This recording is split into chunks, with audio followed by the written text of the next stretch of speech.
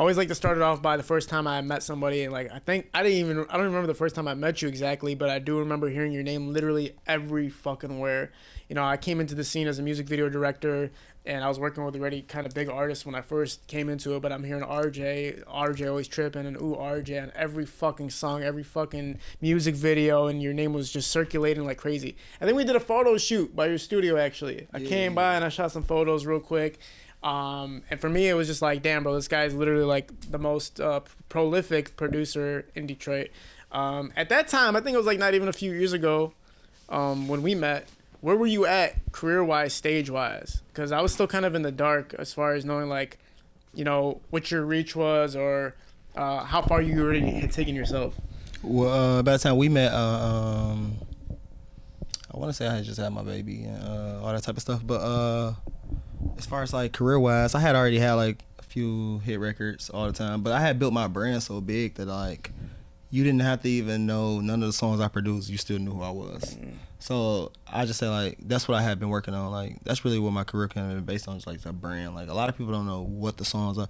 At one point in time when I was DJing, like, before Detroit music was like popping when I was DJing, like, people didn't even know the songs I was playing. They just knew RJ was here and RJ was playing Detroit music type shit. So by the time I met you, that's the point I was at. I think I was working on the Sada Baby project because yeah, when I was working at that studio, that's what I was recording up there. So I was working on the Sada Baby project. We made Dumbass, we made Honest, we made LLYG Mister, we made Lunchroom, we made Pressin', and then we did some other songs on the mixtape. But no, I just been working. I literally just be working. Yeah. Type shit. The process obviously had to have taken a minute, bro. Like, you didn't just hop into the scene out of nowhere, obviously. Kind of take us back a little bit. When you started making beats, or even what gave you the idea to hop into the industry? I had a cousin that was like a popping rapper, and then so I kind of like, you know, like, he was like raising me, so, you know, like, you kind of gonna do what you like if my cousin was a doctor, I was gonna be like, shit, I'm about to be a doctor too. That's like, but he was a rapper, bro. We was living in the suburbs. Like I'm from I ain't gonna say, it don't even matter, bro. I was living in the suburbs because my cousin was a famous rapper. So I'm like, shit, I want to do this too. But I couldn't rap, so I'm like, bro, I'm either be somebody manager or I'm gonna be like, I'm gonna make beats or something. So I had met my brother. My brother was a little older than me. I had met him late in life. When I met him, it's crazy because he was selling like bootleg movies. So he put me on that. He was like, bro, just sell these bootleg movies. You're gonna make your cheese. So I took the cheese and I bought this little computer, just a little desktop computer. I started making beats and shit. I had an uncle that was making beats and he showed me how to make beats. And then from there, shit, literally like not too long after I had graduated high school after that, and then I had ran into that. That's when we was doing the reviews. When I say Willie J Peso. So I was with my cousin one time because he was a famous rapper still when I was making beats. Tonton. He made that song What Up Though. He got that Tony Island. Yeah. Boom. So yeah. So my cousin was banging. Boom. Like he was the first rapper to ever get signed in Michigan, like type shit. So like my whole life I just been lit. So. From there, we was at a club one night. I can't even remember what club we was at, but I seen a bunch of people outside with t-shirts on that said like, it don't matter what the t-shirt said, and then I walked up to one of them and I was like, shit, y'all rap? You want some CD? You want some beats? I got some beats on this CD right here. Willie J Peso. I ran into Willie J Peso. Then from Willie J Peso, that's what I was telling you. Like he told me how much he was gonna pay me. He picked one of the beats, bro. He told me how much he was gonna pay me for the beat, bro. He did not pay me that full amount, bro. But the amount he told me he was gonna pay me for that beat was way more than I was making on my check. And I'm just like, nigga, I'm about to just make beats. Boom. So I started making beats for him. And, he didn't pay me the full amount though. And what's crazy is I didn't sell another beat that whole year. So I was just like broke as hell. So you quit your job to make a beat for this guy, and he never paid you for the beat? Literally. So from there, I fucking moved to LA. When I moved to LA, I went to college in LA. I went to LA recording school. When I went to LA recording school, I finished school up there. But while I was at school, I had met YG. And at the time he had this song called Tooted and Booted Out. And everybody in the club was playing this shit, bro. It was like lit. And I'm just like, bro, like, he got all the bitches, he got all the money, he got all the hoes, he got all the cars, he got all this shit. I'm like, why the fuck is it working for him, but it ain't working for me? And I'm like, oh, it's because he's from California. That's why the fuck. He know everybody already. So nigga, next day, bro, I flew back home and just started doing the same shit I saw him doing. Literally just pulling up on niggas, doing beats for niggas. Then people weren't really fucking with my beats though. Nobody was fucking with my beats. They thought my beats was ass. So I started DJing. I said, bro, I'm gonna start DJing. And when I start DJing, I'm gonna become the hottest DJ, and I ain't gonna play none of your music if it ain't my beat. So I started DJing, and then shit, within 2 weeks of me DJing, nigga, I was on tour with fucking 2 Chainz, just off relationships and shit. So I'm on tour with 2 Chainz. I come back home and shit, and then I ran into Dex Osama. Boom, did all those beats. And then I ran into Oprah Rolling, did all those beats, like did Lifestyle, all that shit. And then I ran into Band Gang, did Whatever I Say. That's one of the biggest songs.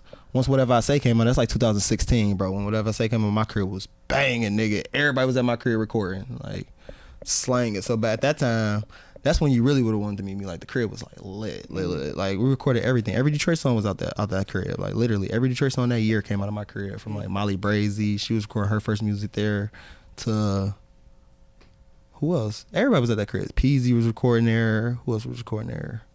Sada wasn't even rapping yet, but he started recording when I moved to my new studio. But at that old crib, it was like Peasy, Band Gang, Molly Brazy. Shit, who else was over there? Everybody, nigga. That's the whole fucking Detroit. Yeah. Literally. And then, you know, the people that fuck with them, like Babyface Ray would come through, GT would come through, everybody would come through. So my crib was like banging like for a long ass time. And shit, from there it was just up. It literally was just up. Then after that, people from Detroit started getting deals. Literally, like right, like in that 2016 little area, niggas started getting deals. It was like, oh shit, bro, I was just doing this to just pay my rent. Cause it was like, shit, at the studio in my crib, then I ain't gotta pay no rent cause niggas gonna pay my rent for me. Right. Bro, people started getting deals. We started seeing crazy cheese type shit. And shit, it's just been up from there for real.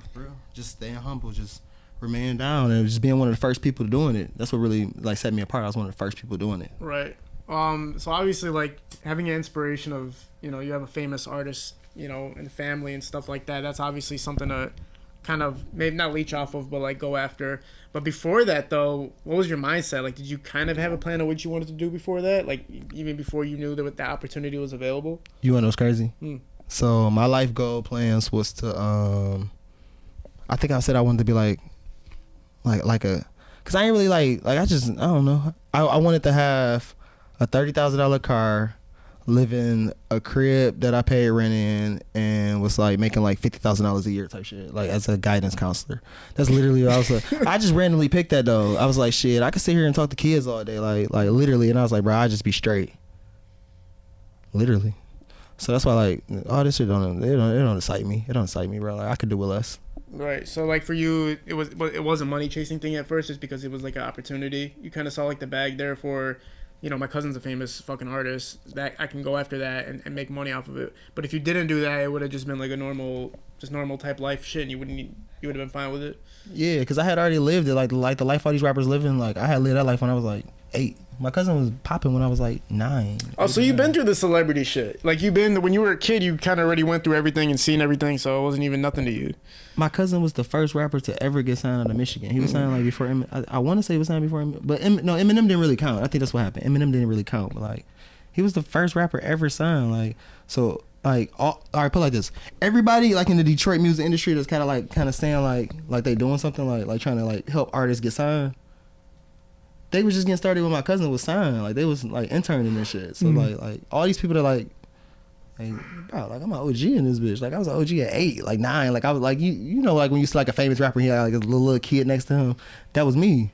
Were you like literally living with him type thing, or like what was the situation as far as like were you living at home, or like how was that played out? Yeah, our grandmother had died and had left us the crib, and it was like me, him, and my uncle.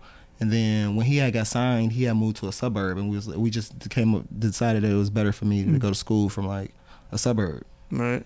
Yeah. So like the parent situation, like did you know your parents? Yeah. Me and my mom cool. My mom was a single, but you gotta think like my mom. Shit, like I'm from like just like everybody else from the hood. Like your mom was struggling and shit, so it's like it took a lot off of her for my cousin to help take care of me, because she couldn't really take care of me. But like to this day, like I pay my mom rent right now. Like I got 2 cribs. Well, really 3, but I pay my mom rent. Like I pay my mom rent, and she at that age where like I have to pay her rent for the rest of her life. Like literally. Oh yeah.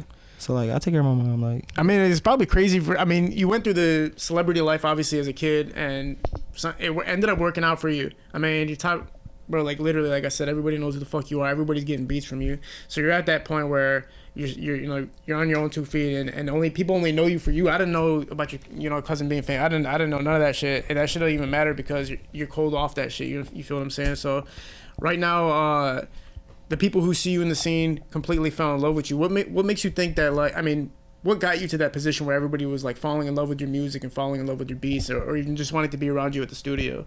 it's just my vibe, bro. It's my vibe. Like it's my energy. Like I'm big on energy. Like I don't even like some people that meet me. Like if anybody ever said something bad about me, like literally, it's because I just don't give you like if you just meet me out, you might like see zero energy. You'll be like, bro, that nigga weird, bro. Like you'll see zero energy. But like if you fuck with me, you know, like around the life of the party, like everybody know, like my energy is like on 1,000. Like I got amazing energy. Like and that's what like even more than beats. Like you gotta think like, bro, people, it's way better producers than me. People is getting my beats because they fuck with my energy. Yeah, there's some people that like, I mean, your beats are fucking sweet, obviously, but there are some people that, you know, just their personality alone and how they brand themselves matters more than the product sometimes. You know what I'm saying? What was like a moment that pinpoints for you where that was a moment where you're like, I'm becoming successful off this, like beyond what I expected?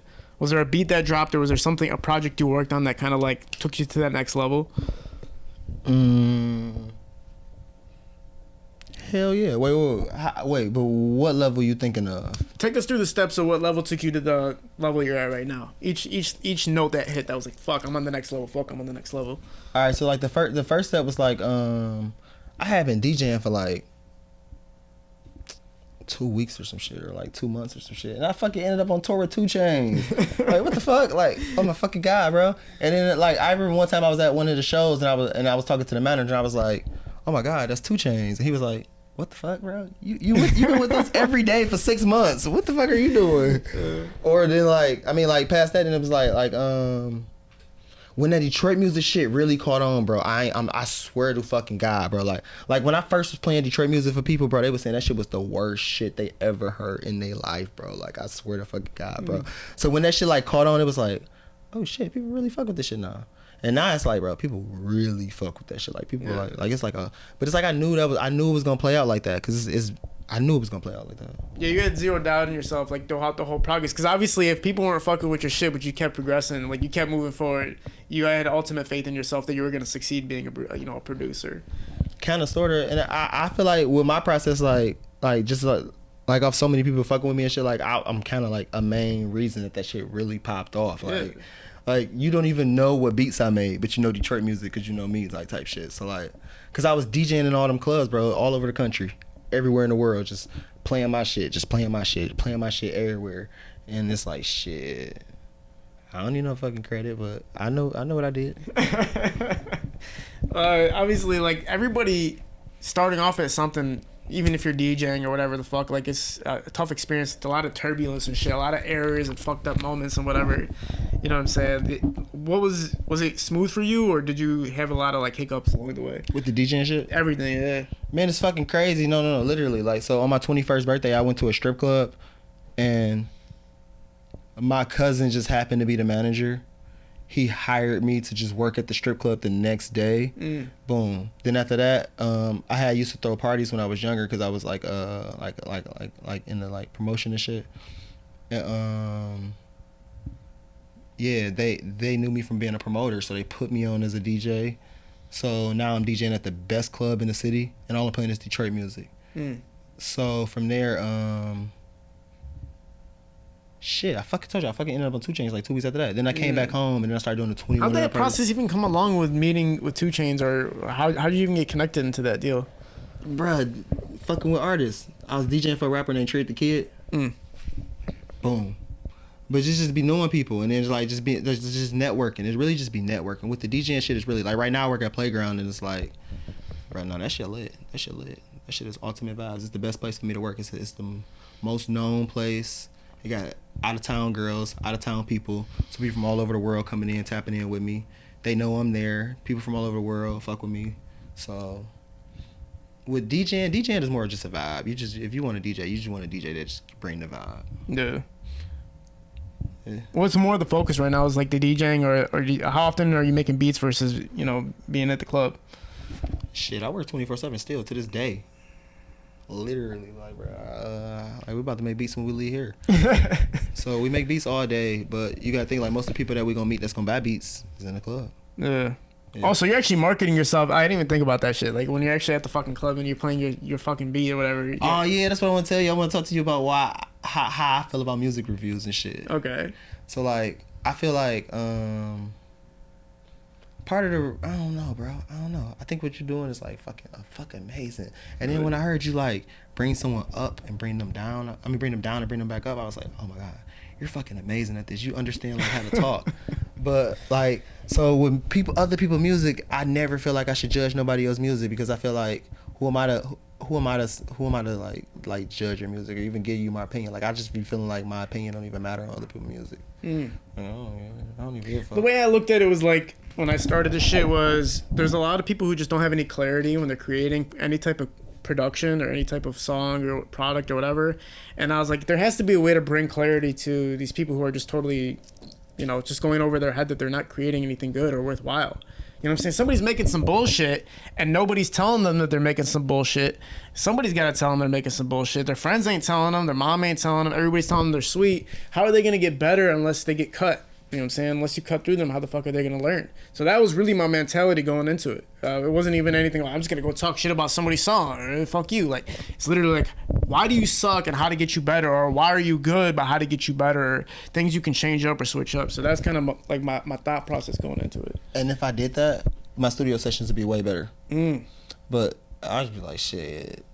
I just get high and just let these motherfuckers go to the studio and fucking rap, bro. Put you record, bro. Yeah. I guess I'll be like, bro, I guess it's sweet. I I don't know what the fuck. I mean, so do you not give a fuck right now as far as like if an artist comes in and just is fucking up, you don't give a shit no more? Man, no, the thing is like one of my first artists I was fucking with was like Band Gang Lonnie. All right, so listen, when we made Whatever I Say, I played that for these group of girls, and they literally said, this is the worst fucking song I ever heard in my life. I can't even hear what he's saying right now. Bro, 2 weeks later, that shit was the biggest shit ever. I was like, bro, I would never judge nobody else's music. Oh, yeah, that makes sense. I would never judge nobody else's music. I do not know what a hit is. All I know is I just make the beats, and y'all put the music out and y'all promote it. Yeah, how good are you at predicting if something's gonna be a smash or not? Like when it really, I mean, you've done a lot of work with Sada, so you like, okay. 2 weeks. 2 weeks. I judge everything off that Band Game process, bro. Like I ain't gonna even lie. Like with the Whatever I Say song, bro. Literally 2 weeks after we dropped the CD, bro. That shit was on everybody's Snapchat, everybody Instagram.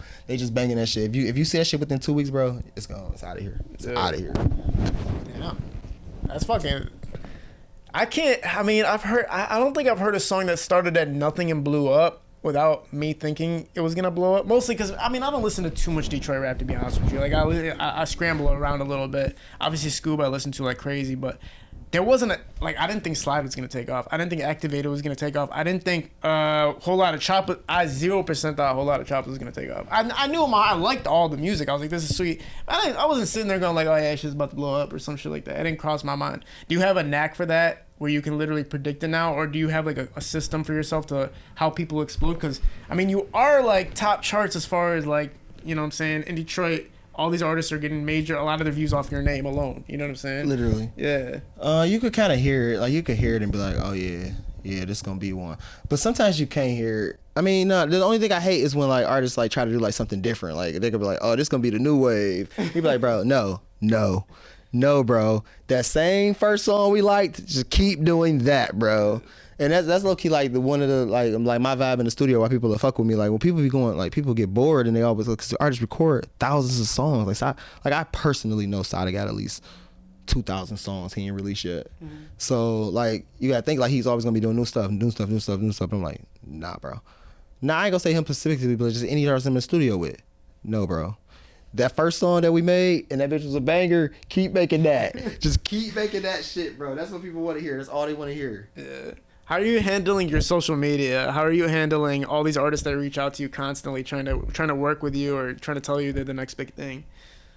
Are you like a dude who doesn't even give a fuck, no, like just shut up, bro, unless you're paying me type shit, don't even talk to me? Or like, are you? Man, what's crazy at the point I'm at in my career is like the money don't even really matter, because like I'm still gonna I'm still gonna produce on some of the biggest like CDs, and I still DJ and do like artists like shows and shit. So it's like shit. I ain't thinking about that. I'm more so I like we're gonna do art. You kind of gotta know somebody to know somebody to know somebody, because I ain't gonna respond to the DMs until to somebody else probably end up calling me like, hey. But I mean, I do miss out on a lot of great artists that way. But are you more collaborative right now? Do you seek out kind of like who's hot right now and reach out? Do you ever do any reaching out to any artists that you think are popping or you would want to collaborate with?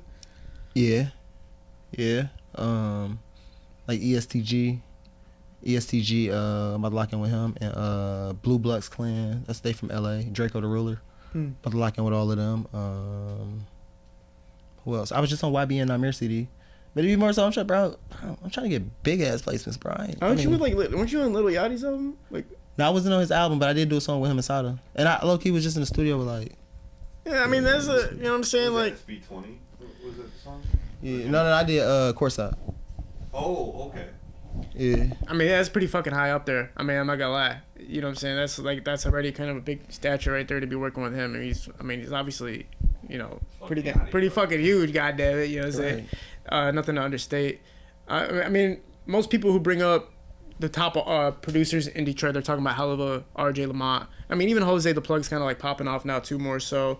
But it's really, you can only name really a handful, man. It's not really like too many you could just say, oh yeah, you know what I'm saying. Energy's from Detroit, right? Yeah, they from Flint, but I mean, it's the same thing. Yeah, you feel me? Like at least from around the area, you know what I'm saying? Your name is still obviously one of those names that keeps, you just hear it in every single song. So how does the process go from are you just making 1,000 beats and sending them off, or like how the fuck does it work as far as who gets your beats? How does like that even come across? I usually pull up on people. Like it don't matter where you at. If you in LA, I'm gonna fly out there and pull up on you. Shit, I got these beats. Come on.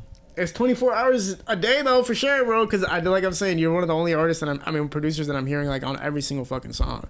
Walk people through like the life of a producer that is nonstop working, bro. There's some producers or anybody in any craft that just barely takes any time to do anything. You know what I'm saying? Like my day is like the hard. I ain't gonna lie. The hard part is so I got my kid all the time. Boom. So I got this big dumbass crib, so I can make beats and she can run around. Bro, you gotta run around because I gotta make beats. But sometimes, she never want to just run around. She just want to make beats with me. So boom. So the days I got her, that should be kind of hectic. Like it'd be like daddy shit. But when I don't get her, it's like I can go anywhere. Like literally, like where we gotta go. We gotta figure out like what's the day. Like today Wednesday. I had this to do Wednesday, but if it wasn't this, I would have went to Cleveland when I was gonna work a lot of mixtapes. But I usually just plan out the day, see which artists I want to work with, and I prepare the beats. Like I make all the beats before we get there, and then we'll fly to their city, and then we'll go in the studio with the artists, and we'll knock out as many songs as we can. And usually we're gonna do at least like 7 or 8 songs. I mean, if I do 7, 8 songs with an artist, at least one of them will get placed. But if you want to like the full breakdown of like how I make beats and stuff, like I pick a day. We pick a day, and then I just make like 20, 30 beats, and then we'll take those 20, 30 beats and we'll circulate them through the city. Where does your main inspiration come from your sound? Listening to all these new producers and trying to keep up with them. Who's standing up? Who stands out to you, like as far as all the producers? Wayne. I heard this new producer named Run It Up Jay. Who else? Jalen go crazy. Pablo. Damn, I don't know any of these motherfuckers, man. These are the name motherfuckers I don't even know. I met a dude that was 13. His name Baby on the track, bro. He's 13. I'm like, bro, my brother is 13 and he plays Fortnite. Is he actually circulated? Like he's actually... Boy, he makes beats for, like, bro, he made my last song. Like the last song that I just came out with Louis Ray and Crispy Life. He collabed with me on the beat. Like he make beats for like everybody. I'm like, bro, you're 13 and you're making these beats. Like, bro, like, don't you got homework? But is he from Detroit? No, I think he's from like, I don't even know. He's from Western Michigan somewhere. But like, yeah, all these new producers coming up, like just trying to keep up with them. Like that's what's just keep me fresh. Just listening to them, trying to keep up with them. Bro, your personal life is like, it's kind of on social media a little bit, obviously, man. Like having a kid too is probably really, like I think Helva was even telling me when he had like 4 kids, he was like, bro, he just told the camera, if you want to be an entertainer in the entertainment industry, you just don't have kids. Literally, he was like straight up face to the camera. And I know, I personally know a lot of people who have kids, and it's just like, bro, they just disappear, bro. Like they were like the biggest thing, and then they just disappear. The balance is obviously tough, and you know, how much does it? Do you like, not to get fucked up about it, but do you ever wish like, damn, I wish I was just like no responsibility type shit? Like, do you ever like? No. The cool thing is that my kid is getting older. Okay. So now that my kid is getting older, it's like, all right, bet she can come with me. Cool. So like, and she got like personality. So it's like if she was in this room right now, like she could sit down and just play with her iPad, or she'd be over in camera talking to you too. Okay. Like literally. So it's a balance. It's a balance. But you got that, at that point you gotta know what you're doing in life. Like, all right, I gotta do beats on Wednesday. Wednesday gotta be all beats. No partying, no liquor, no weed, just beats. Cause I know I'm gonna have to get my kid on Monday and Tuesday, and then the weekend gonna come around. I'm gonna have to DJ. So you gotta get straight to it. You gotta just zero in on what you're doing. But then it ain't that hard. It ain't that hard though. I mean, it is if you have like a bunch of them though, but I only got one, so it's like, all right. Did it motivate you any more than you were already motivated, or like how did it balance you out a little bit more? No, it's like I was doing this before I had a kid. It's just more so like what would you say? It's more so like you gotta, all right, so like you gotta have a crib. Like you like before this, like I would like couch hop. Like I would just couch hop because it wouldn't matter, because I'm going state to state, city to city. I would just couch hop. But once you got a kid, it's like, dang, you gotta have a crib, because when she come over, she gotta have somewhere to sleep. You can't be couch hopping with your kid. So at that point, so it make you get your priorities together differently. But nah, I've been turned, bro. And then like the fact that like all right, so look, I was a kid. My cousin was a star, so I've been a star since I've been like 8. Yeah, right. So like at this point, it's like, I mean, I'm only living life for her. Like literally, like what else can I, like, let's be real, what else can I accomplish besides like a Grammy? It's not nothing else I can accomplish. So it's like, all right, I just need to be turned lit so she could see what type of man you want. Like you need a turn lit dude just like your daddy. Boom. This is literally, that's why I fight so hard for it. Cause like, bro, like that's all I'm living for at this point. Cause I mean, let's be real. How many more beats can I make? I gotta make every beat for every rapper in every city. All that shit, bro. Like that shit ain't shit, bro. Like all your favorite rappers, like, bro, I didn't. At one point in time in their career, they was like, "Hey RJ, I'm trying to be a rapper." And it doesn't even matter for you to like hit the next fucking biggest artist or no shit like that. It doesn't even fucking, like, you don't give a shit about none of that. Because the next biggest artist probably was a fan of those artists, and they was already like, "Oh damn, RJ, I always wanted to work with you." So it's like, I'm always gonna, I mean, not to sound like cocky, but like it's always gonna be kind of like work and shit. So it's like, shit, at least like turn up for my daughter. Like, all right, Riley, look at this new car. Riley, look at these, like, you want to know what Balenciagas is? I'm gonna show you what Balenciagas is. So it's just turned like that. So it is. So that's how I turn up with my kid. Cause I mean, like, I'd rather do it for my kid than do it for a bitch. Mm-hmm. And that's just be like, I do it for my kid first. Yeah.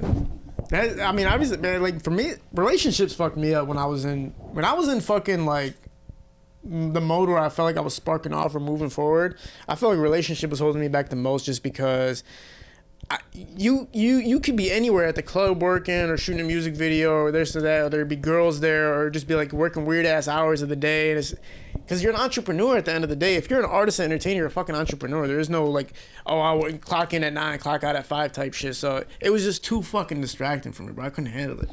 No, you gotta date a lit bitch. Huh? You gotta date a lit girl, bro. You just gotta get a lit girl, bro. You gotta get type of girl, bro. I haven't heard about it yet, bro. I mean, bruh, I can predict this shit, son. I've seen it with my own eyes. I've seen couples, bro. Let me tell you something. And all these social media relationships you're seeing, bro, I'm telling you, they never work out, bro. It's not. You can't be on social media with your girlfriend. I'm trying to tell you, bro.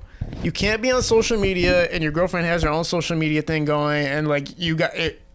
You can't. You're right. You can't. You can't. You can't. Because you're both doing crazy shit that's like, damn, bro, like where you But you at? gotta meet somebody that don't want to be on social media. Exactly. Somebody completely off the radar. That like girls. Wait, what? Yeah. Yeah. That's bisexual? Yes. Yes, that's what he's talking about. Why? So Because that's sweet. that's just the way to go. She gotta think you doing shit. Bitch is gonna be on your dick. They gonna be like, oh, kid L. Yeah. She gonna be like, hey baby. What do you think? Make her eat your pussy. Okay, let's rewind for a second here. You're telling me to go marry a lesbian girl, right? No. Nah, this y'all freak. Okay. These bitches, they have maybe groupies that us. Oh, I see. I get what you're saying this now. bitch, bro, this bitch is just a groupie. This bitch is just a groupie. She's just trying to fuck. Right. I see what you're saying now. Babe, let's run this bitch real quick. She's just trying to fuck anyway. DJ Midnight. She's for the team. You know what DJ Midnight is? Oh, like how you do the poly shit? Bro, yeah. No, but the thing is, I ain't trying to. No, we ain't keeping this bitch. This bitch gotta go home. She has to go home. I don't know how he does that. First of all, you ugly, bro. I'm not gonna lie to you. I love you, bro. You are ugly as hell. I don't know how every day with a different, like, you know, a whole situation going on, bro. That shit, especially producers getting pussy to that degree, it always blows my mind, bro. I'm like, how? You know what I'm saying? It's the energy. I got a lot of energy, bitch, and I'm on camera. You know, you're not even on camera. You take like one picture a year. You know what I'm saying? Right. I'm getting better on it though. I'm getting better. Yeah, you're getting back in the game a little bit. Yeah, but you just gotta have good energy. You gotta have good energy, and you gotta have a bad bitch that will make any bitch that's staring at you eat her pussy. My God, I'm learning some new shit right now that I never knew, and I'm glad I'm learning it here. And I'm gonna apply these methods and shit. You know, you live the star life since you were fucking 8 years old. You know what I'm saying? You already been through this shit. That's why it's so easy for you to adjust. You know what I'm saying? Like right now, it's nothing for you. Man, I still kind of want a little bit like of that feeling. Like when I go somewhere and like some people, everybody knows what the fuck. Like I mean, I've been to parties where you're at, and I notice how everybody like looks at you, whatever the fuck they notice you're there, or whatever. Oh, that shit weird as hell. But it still happens. You know what I'm saying? I know. Oh, you're saying for me it would be weird as like. No. Like just in general. Like I done been like on the freeway, and people done been like on the freeway like, you like, what the fuck is you on? Then you come off the exit, and they came off the exit behind you, and they like, hey, can I buy a beat? You like, bro, what the fuck, bro? You don't like fame? You kind of gotta get used to it. I mean, I'm used to it now, but it's like, I mean, you sign up for that shit. You just gotta realize you sign up for it. That's what you sign up for. So like, yeah. What's the downside to it for you?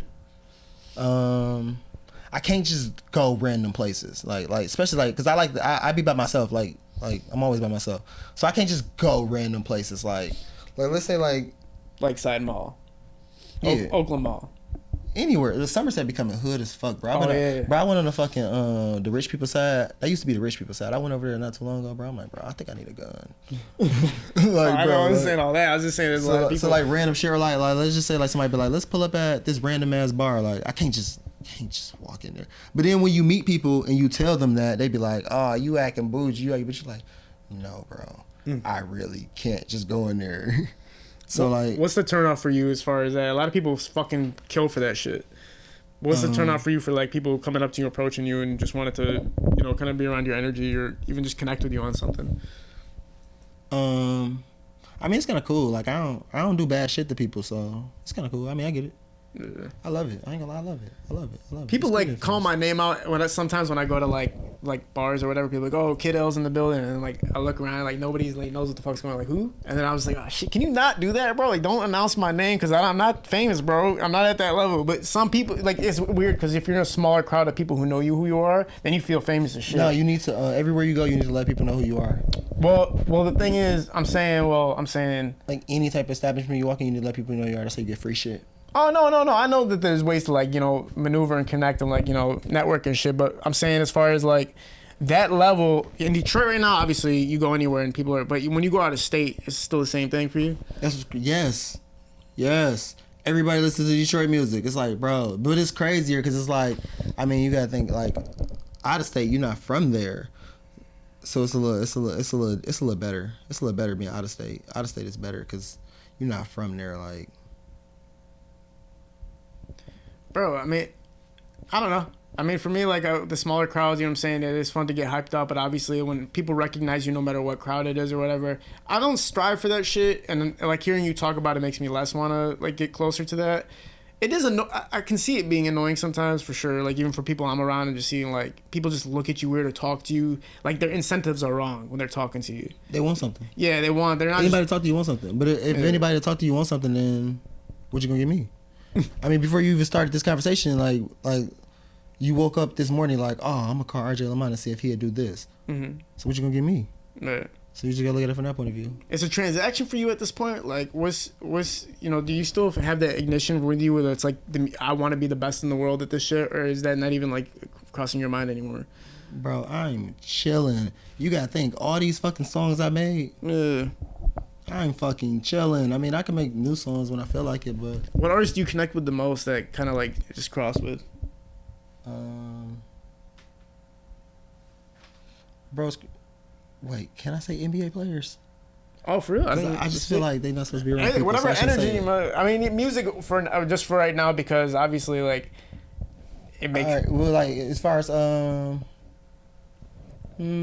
energy, anything for real. I mean, the people you see me around is obviously because I connect with them. It's not because there's fucking any other reason besides that. Oh,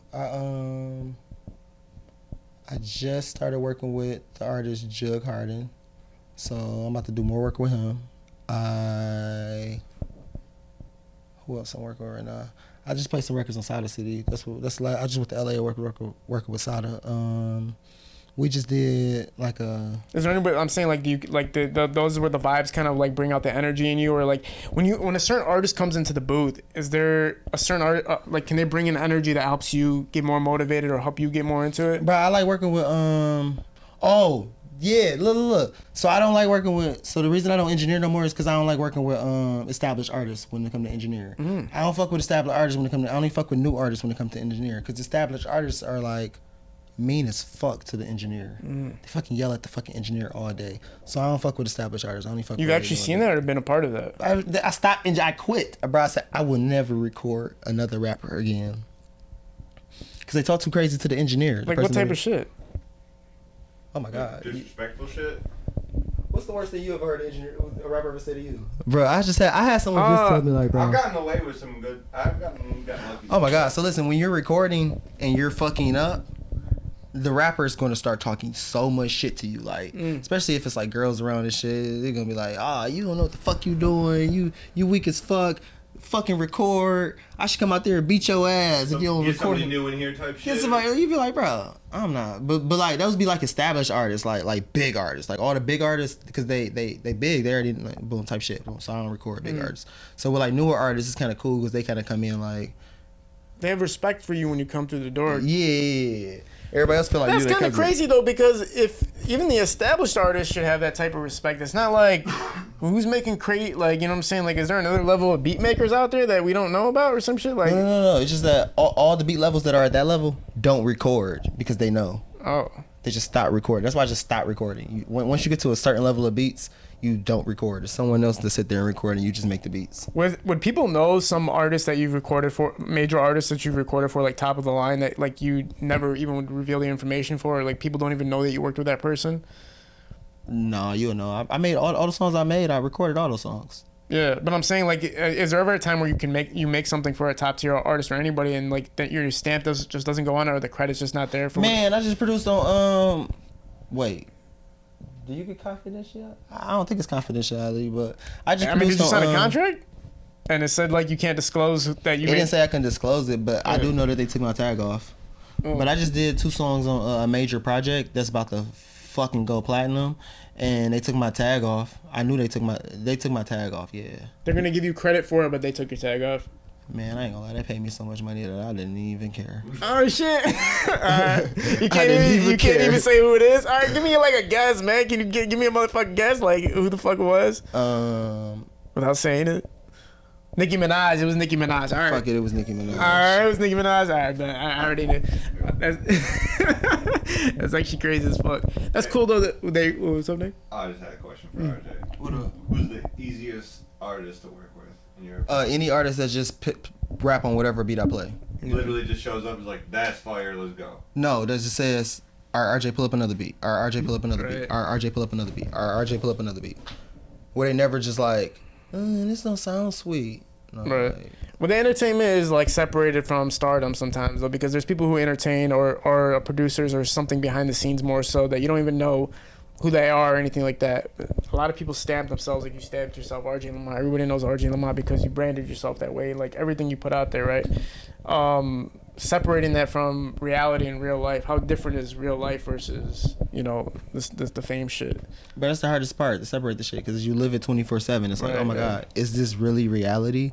And then sometimes you get to like smelling your own shit, like, oh my God, this is fucking reality. But it's hard to find that balance between being humble and realizing, like, I mean, this is reality at some point. Like, You are this person. yeah. So that's the hardest balance is trying to remain humble, but also realizing who the fuck you are. Like, you know, like, this is just what it is. Did you ever come to a point where a lot of people are more on the trappy side or the side of like just total aggression, or giving that attitude off when they kind of present themselves or present their brand? Did you always stay away from that, or did you have a phase where you kind of went through like fuck everybody type shit, or like, you know your limits with me or anything, or were you just always like staying cool and as relaxed as possible at all times? Wait, rephrase that question. Basically, like, some people come off as hard once they get to a certain level of stardom. They come off as like very, what's the word, violent approach type shit, where like there's Standoffish. Oh yeah, no. That's why you gotta know somebody to even talk to me, because it's not just selling beats, bro. It's like, bro, I'm still going to do business with you. I gotta make sure that, like, if this shit go left, you ain't gonna fucking try to just do some wild shit to me. So you gotta know somebody to even like fuck with me. Like, Yeah. Okay, so like it has to be a middleman. At least our first transaction, it has to be a middleman, because somebody gotta be able to. We have to be on the same page. Man, you got the motherfuckers are going out on yachts and shit, bro. And I'm just sitting in the back, just like looking at shit. It's just like, motherfuckers are out on yachts, man. These fucking producers and rappers and shit. You guys get to experience this lifestyle. I seriously don't think, and I might be wrong about this, I don't think 15 years ago there would have been this many famous people, or 20 years ago, that could do this shit that artists are doing right now. You know what I'm saying? Just the experiences they get to have. I think they said the contracts are substantially larger than they've ever been before for artists. So to be in a part of it now, if you're a top tier artist or even a little bit of a lower tier, you can still have these crazy ass experiences. How often are you a part of this shit? How often are you a part of these like fucking wild adventures that they take you guys on, or you even put yourself on? You know what I'm saying? And then kind of talk about like the surreal. Well, you already been around it. That's why it's hard to talk. You know why? You know why you suck? Because most motherfuckers come on this bitch like, I was broke as shit. You feel me? I had nothing. You feel me? Like, I was nobody all my life, and then all of a sudden some shit popped off. But you were like in a situation where you already experienced it. So none of this shit's no, man. Get the fuck out of here, man. What are you doing, man? Hey, it's talking about me. And listen, man, I grew up in Warren. When we on all like them little excursions and shit and all that crazy shit, the number one thing I always realize, bro, enjoy this shit, bro. Like, bro, you probably never gonna see no shit like this again, bro. Fuck making beats right now, bro. I'm about to sit back. I'm about to just chill. I'm about to really enjoy this shit right now. Like, yeah, I done did some crazy shit, bro. Like, we was just in a fucking 5-story mansion in LA for a month. Bro, I'm lounging in that bitch, bro. I'm in the pool. And then nobody get in the pool but me. Black people don't never get in the pool. I got in the pool. I got in the pool and made beats. I said, this is what I'm doing today. I'm about to sit in the pool and make beats all morning.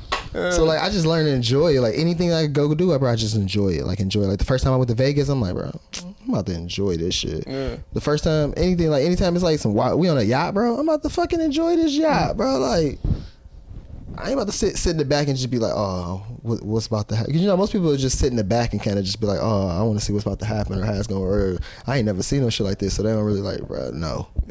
No. I'm jumping in the ocean. Just give me a life jacket.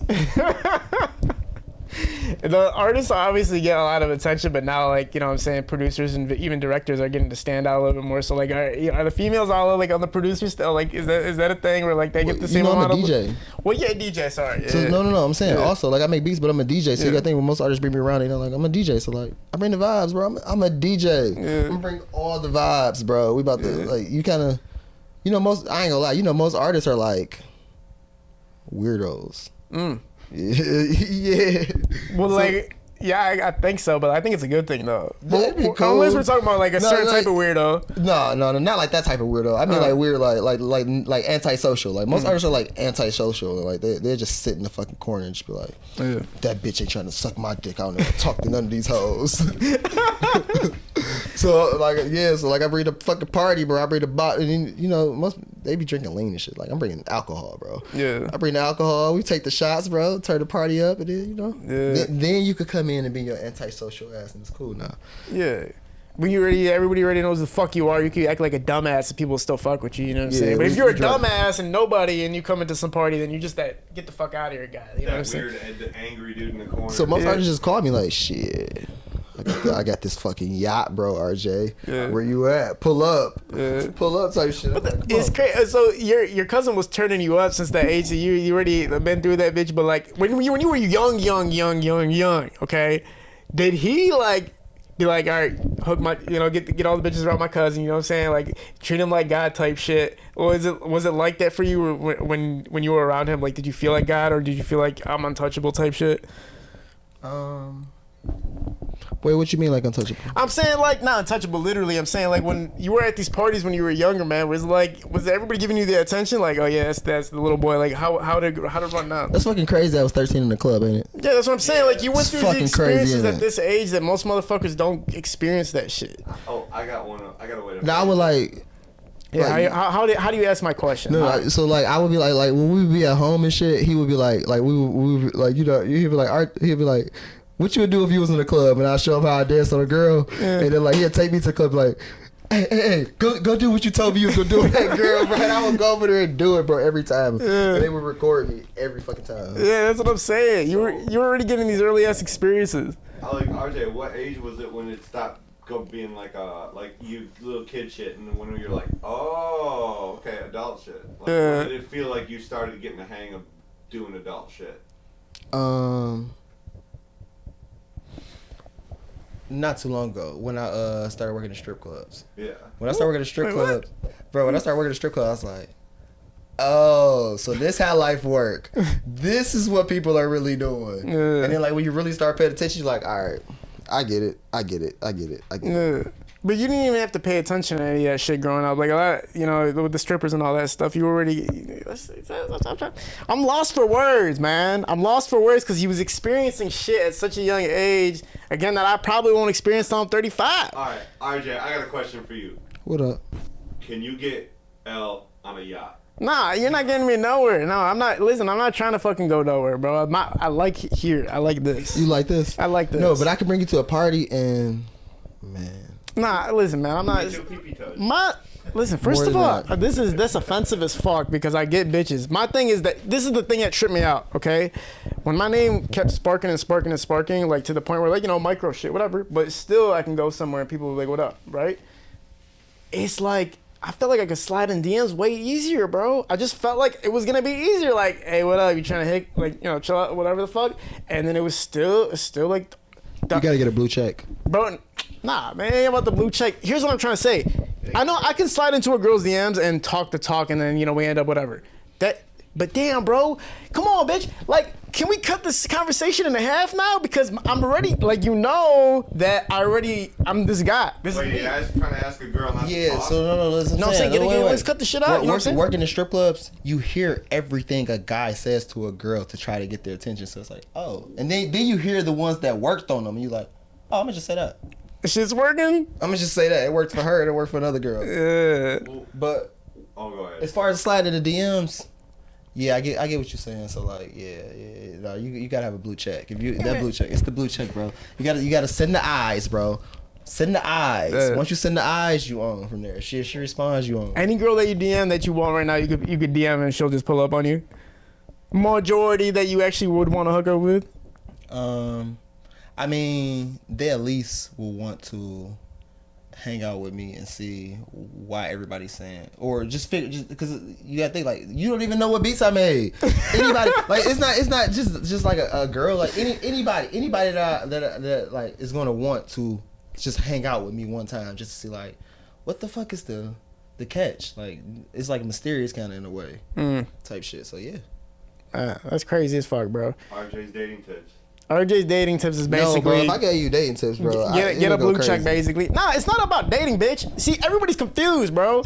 And all these motherfucking podcasts, let me make something clear. It's not about the bitches, bro. It's about the fact that it should be easier and less time consuming to just have to talk so fucking much, bro. No, you just gotta know what to say. You're saying the wrong shit. Come on, I'm not saying the wrong shit. We don't have me DM. This is how I DM. This is the step-by-step guide, right? So I'll be like, the first thing I'll do is reply to a story. She'll have like a cat. Oh, what the fuck's your cat's name? I don't give a fuck. Then when she tells me the next shit, I'll be like, oh yeah, it's cool, it's cool, it's cool, it's cool. Whatever the fuck, what's your phone number? That's pretty much it. See, no, you gotta like 7 pictures. I don't do all that All shit. you do is you tap like a couple times, then And then you gotta send the eyes. The eyes, like the serial killer eyes? No, the And double listen, eyes. the bro. Yeah, double I eyes, know. Looking yeah. eyes. And when she respond, you say, you fine. Yeah. When she respond to that, she already wanna fuck because she know you like her. So you're just saying a message 1,000 bitches with the eyes, have them go through your profile to see who the fuck you are, and then it's gonna work out from there?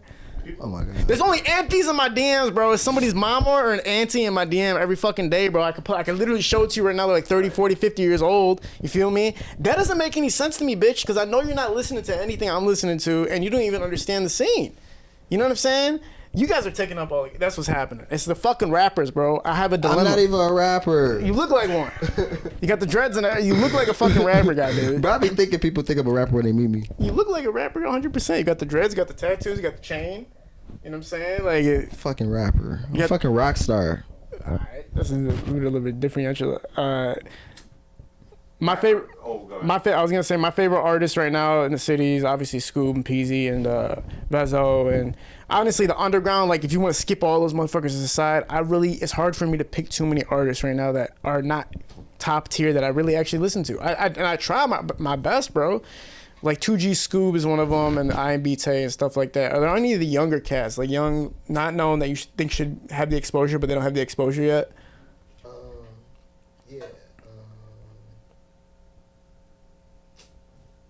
The thing about this is we're gonna miss somebody, or we miss somebody. They're gonna tell me why you ain't say my name. Let's talk about artists that's past Detroit that I like.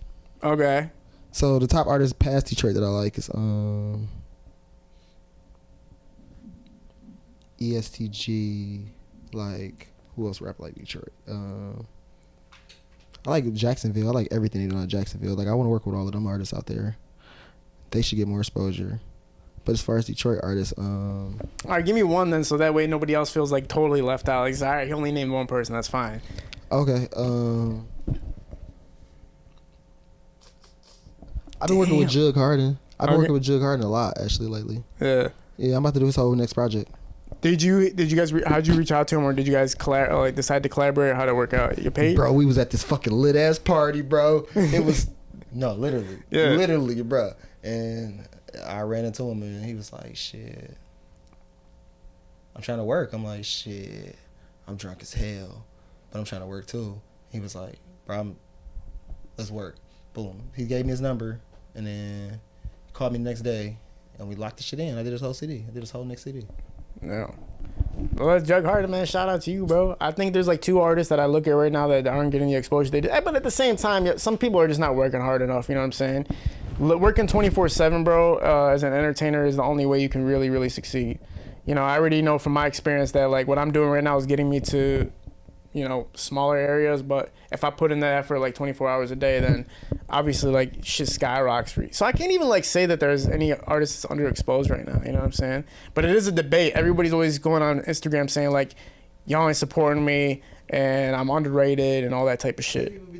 I think people be thinking about the wrong shits. Like, more so like, just focus on building your own fans. Like, it don't matter about who's supporting you. If you got like a core group, it's like, bro, it didn't even fucking matter. Every time I dropped a song, my core group was gonna give me these views anyway. Yeah. So as far as like underexposed, like, I mean, it's just gonna keep growing. More collabing you doing with other artists. This is what people need to do. Just like work with other people. You need to get outside of like your little comfort zone. You need to work with other artists. 'Cause when you tap in with that artist, you gonna get his fans. He gonna get your fans. Now y'all got twice as many fans. Y'all might gain some new fans that was just like, shit, I just see 2 rappers on the song type shit. Is Instagram still a method, do you think, that's going to be growing or declining in the future for exposure for artists? Do you think there's something new people should be hopping on, or how do you feel like an artist should go from the bottom to the top, or even make their own brand or name? Man, that's what's great. Like fucking with these labels and shit. I figured out like, bro, literally. I got a text message yesterday that said, "Hey, do you know any artists that's music is starting to pop off so we can blow his shit up tomorrow?" So like that shit is really a push of a button. So it's like Man, that shit is all smoke and mirrors. That shit is all smoke and mirrors. These artists be industry plants, bro. Like they just be knowing somebody that knows somebody and they just blow their shit up. But like as far as like if somebody like work real hard, then it's like you need like you'll know in 2 weeks if your shit bubbling in 2 weeks, but you still need somebody to push that button. So you still need to know like when these industry niggas that just be like, all right, when that shit get to this, I'm gonna push the button, your shit gonna blow up. Type shit. But so that's like a real thing though, that like they can just like fucking sign you and basically you're set. Yeah. You get a ton of promotion and stuff when you sign with a label and stuff. Fuck promotion, bro. It just happens. No, it's not. It's not true, man. That's not true at all, man. You can't just say that. Hey, delete that, man. You're just making up shit now. He's saying random shit that does not exist. Okay, the only person I saw that with on the micro scale is Baby Tron. No. Baby Tron got promoted like 24/7 on one platform and fucking. Look. Come on, man.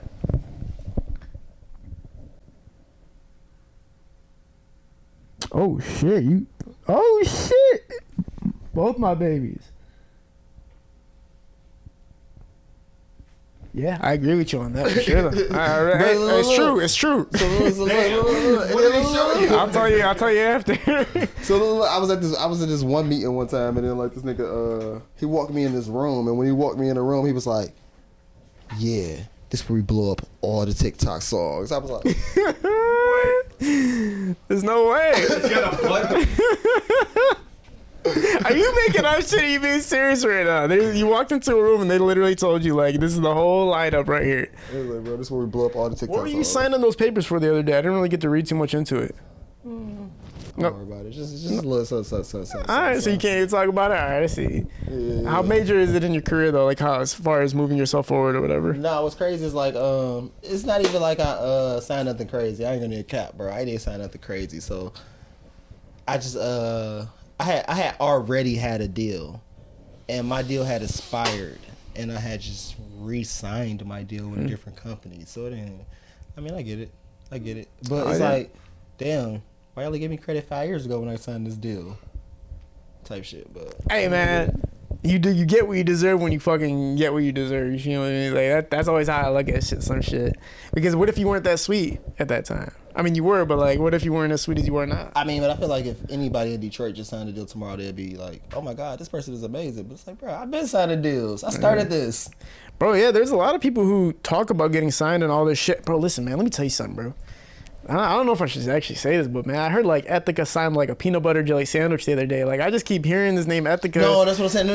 You know what's crazy? So PK. So every record label, you gotta think about it like this. All right, so any record label, it's let's say they got Rihanna, Drake, Nicki Minaj. They're the top 5% of all art. Those artists pays the bills for the entire label. Like everybody, you gotta think they making so much fucking money that all the rest of the money don't even fucking matter, bro. They do not mind just giving you a fucking $1 million, bro, and just writing it off on their taxes and just saying, if you ever blow up, we own you type shit. Oh shit. Yeah. So pretty much if you blow up off of their label, then like you're fucking pretty much locked in. No, but they'll shelf you. Like they'll sit you on the shelf and you'll never come out. But if you just randomly come up with like a hit record, they still got tabs on you. Right, yeah. I heard about that happening in Detroit actually, like with a couple of artists and shit. Like, but it don't fucking matter because the fucking top 5% of all the artists are making so much money. They don't give a fuck, bro. They making fucking billions off of them. Yeah. What the fuck is thousands? I remember like people telling me when I would like mention names in Detroit, like they'd be like, that person doesn't have $1 million or that artist doesn't have $1 million. But I was like, bro, they're going to like how many shows a fucking year, like, and how many features they're doing. Yeah, these guys have to be like hitting the $1 million mark. They be blowing this shit down like designer and like the lifestyle though. But, yeah. I mean, some people say that shit, but most people just be blowing their shit. But like, did they get it though? Like, do you see that money coming in for rappers and artists that are like, they probably did make $1 million? That name, like, just whatever, just say Peasy, just to say a name, but not to actually, put them in that position. But like, are these guys hitting that $1 million mark, or is that like kind of cap? Yes. Yeah. Yeah, I could. Well, not to say like specifically just that artist, but like I'm saying, as far as like all the Detroit artists, yeah, people they're giving out real deals now. They're giving out real deals. Man, they are giving out real deals. These are not little fake deals no more. It's like, what, dude? I need some of that. Like for real, don't play with me, bro. I made all the beats. The producers is there like a community for you guys that we don't know about? Or like, there is some directors that me and them got like a group chat type share, like keep close, and we we communicate often. Like, do you guys have that own thing, or do you just stay totally solo and don't even give a fuck what everybody's doing? Yeah. Once I started working with like major artists and shit, like all the producers collab. It's never one producer on a beat. Like, I've never seen one producer on a beat. Once I started getting to like the top tier level, it's always 3, 4, 5 producers on a beat.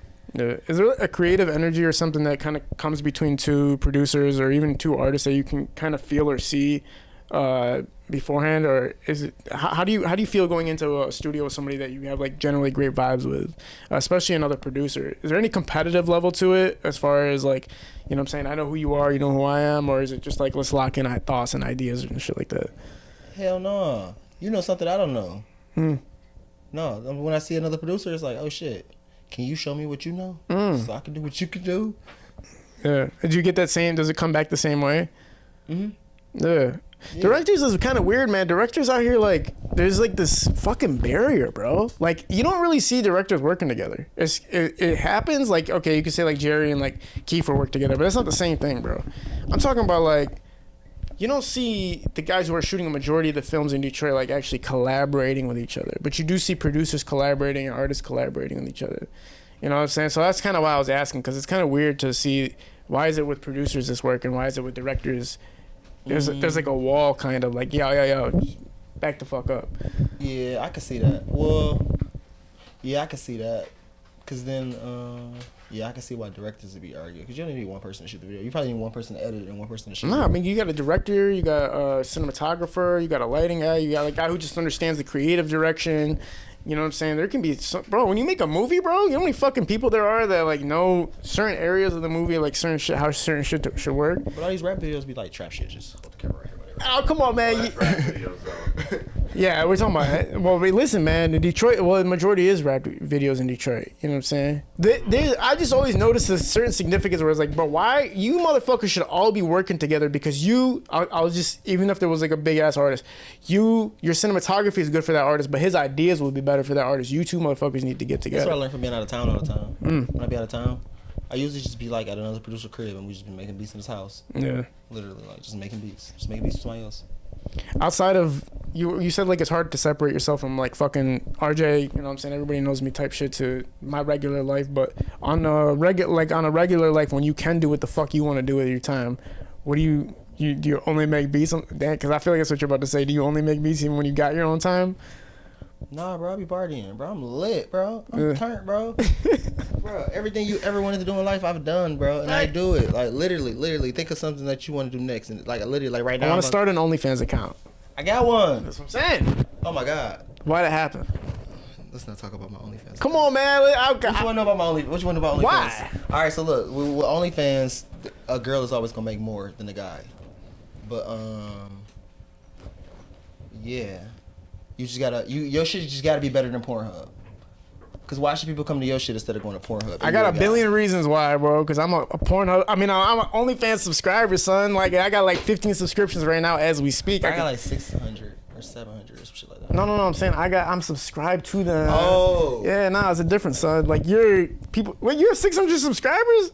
Man, bro, it's cause it gotta be entertaining. Once it's entertaining, like it gotta be better than Pornhub, literally. But it's like, damn. How does a conversation happen between you and the girl that's okay with being on the OnlyFans? She has one too. Oh shit! Damn, we're missing out on this. All this fucking. It's a collab. Yeah, it's a collaboration. It's a collab. Yeah. Boom. Jump in. Did that shit change? Did that change any trajectory for you or anything? Like, what changed after you made the OnlyFans? No. I made the OnlyFans because the Collab Star made one, and then I was like, shit. How much money did you fucking make? Oh shit. Let me repost these same videos type shit. Boom. So I reposted those same videos and I seen how much money I made and I was like, shit. So But yeah, that is like bro, it was crazy. Man, it's crazy I figured that out. But it was like I was already working at strip clubs. It's like, I mean, I'm already working in a strip club. yeah. Why not? That's completely different, RJ. Working at a strip club is you work a motherfucker, like, but being on camera naked is a different story. You know, it's Bro, like, you ain't never had no videos that you just sitting like your homeboys like, bro, look at this, bro. no, I've been naked on camera. Yeah. What? You can get paid off those same videos. No, I'm not trying to do all that though. I'm saying like wait, why am I? Let me get into this, man, because we're gonna get too deep into this rabbit hole. RJ, do you ever have a girl just do your tag in the middle of the video? Ooh, RJ. That's But brilliant. you gotta think, we're on camera, so it's like you can set the scene. Yeah. It's a scene. You could be like, all right, this is what we're gonna do. Yeah. Action. Do you feel like you get a lot of creativity potential out of it? Like creative potential? I don't know, man. He doesn't get no creative potential. Like, bro, if you see the shit this guy posts, bro, there's no creative. It is different. I'm not gonna lie. Nah, but man, yeah, I get boom. So like, damn. At the studio, there's a lot. You can make some narrative stuff, be like, oh man, I'm making this beat, and this girl's like, oh, come over, and then she just like heads over to your house. Yeah, bro, Reddit has like the section, bro. It's like kind of Yeah. crazy. No, really, that's the type of shit. That's the type of shit that make money on there. That's what I'm saying. It gotta be better than Pornhub. Mm-hmm. So you have to do shit like that because that's what the people on Pornhub is like. I mean, all you gotta do is act better than a bunch of fucking porn stars. Which is Hey, so this is like the scam. Listen, bro, this is like his OnlyFans scam, bro. It's not a scam, but like basically like you sign up for this bitch's like OnlyFans, right? For like $20, $30. Nah, bro, it's like there's nothing. Like she's just wearing clothes. I'm like, come on, man. You feel me? I just spent $30 on this shit. You know what I'm But saying? no, that's why my shit free and I just charge you for all the videos. Okay, so you do that shit where you message them like, yo, you want this shit or what? Nah, I just post them and people just buy them. Oh, for real? I thought. Okay, yeah. So there's a system too. Also, if you guys don't know, you can send people videos and they can unlock it. It's like 15. Oh yeah. No, them, we not about to give the OnlyFans sauce out on them. That's what happens. I'm a No, I met buyer. I'm a somebody. purchaser. No, it's crazy. Is I met somebody and then it's just like Instagram or YouTube or anything. It's a system. Yeah. It's like you got to be active, man. It's crazy.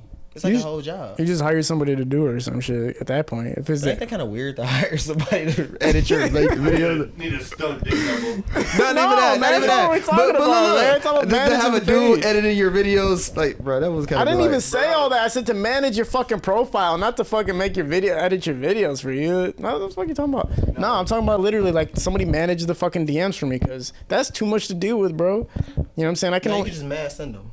Oh, you can. Oh, yeah. So you know the system from the outside or the inside. I know it from the outside. Okay. Yeah. Now it's not. It's a decision I probably would never make. I did have a picture of me sucking Cash Doll's titties that I really wanted to put on there, but then she got a boyfriend, so I was like, I'm not crossing the line if I do that. What's the worst you can do? What do you mean? Like, what's the worst that can happen from you starting one? Starting an OnlyFans and having a picture of me sucking Cash Doll's titties? I don't know. No, not that. I'm just saying in general, Oh. just starting one. I think You there's got to, like, there's one thing, major thing. Wait, actually, you're right because they still Hollywood people do have OnlyFans. Hold up. Not even just that. Kim Kardashian. You're literally watching got- me. Why are you watching me, bro? You're on some gay shit, bro. And if you feel any type of way about me, it's like, bro, you're watching me. Why are you watching me and telling me that I'm on some weird shit? You're watching me fuck a bitch. Okay, but listen, it does limit certain opportunities because some people won't hire you because you've been naked on the internet before. That's the discrepancy of Who? It's people with tattoos on their Kardashian face. Got fucked by Ray J and she's. It's people with tattoos on their face that get hired. Ray J. Nah, man. Wait, hold on. You guys are both saying stupid shit. Hold on. So hold on. You can't listen, bro. You can't be on Nickelodeon. You could have been on Nickelodeon. I couldn't have been on Nickelodeon. You could have been on Nickelodeon. I'm telling you. You look like you could have been on Nickelodeon, but now you can't be on Nickelodeon, man. That's about it, honestly. Yeah, you can't about be it. You can't be on Nickelodeon. RJ, That's you about upset it. about not being on Nickelodeon? Or what? My daughter doesn't even watch Nickelodeon. Yeah, I'm not gonna lie. All right, maybe I'm overthinking it. I don't know. It's nothing bad that can happen from it. Then once I realized that, it was like, oh shit, it's nothing bad that can happen from it. I mean, I'm just sitting here complaining about life.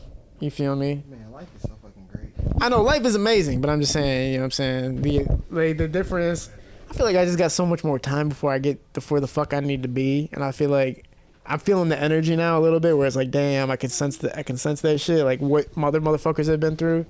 So I'm just kind of thinking about it, you feel me? But what's the plan right now? Right now, I mean, like it's hard to kind of gauge you because it feels like right now you're just in it to support. Like it's not really about the lifestyle for you anymore. Like that kind of has come to a close where it's the thing that you wake up for. Unless I'm wrong. I mean, I don't know.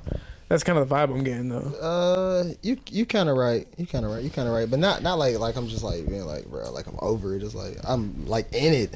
Like I live it. Like it is my life. I've dedicated my whole life to it. So it's like shit. But I also know the perks of what come with it, and I enjoy it. Yeah. Is there a wild ass experience that stands out to you throughout this whole fucking time you've been in this shit? Shit that just like breaks your brain every time you think about it. Let me think of one. You gotta give me like 2 seconds just to like gauge. Like, Yeah. I'm trying to think too. I can't say the artist's name, but I can't even say that either.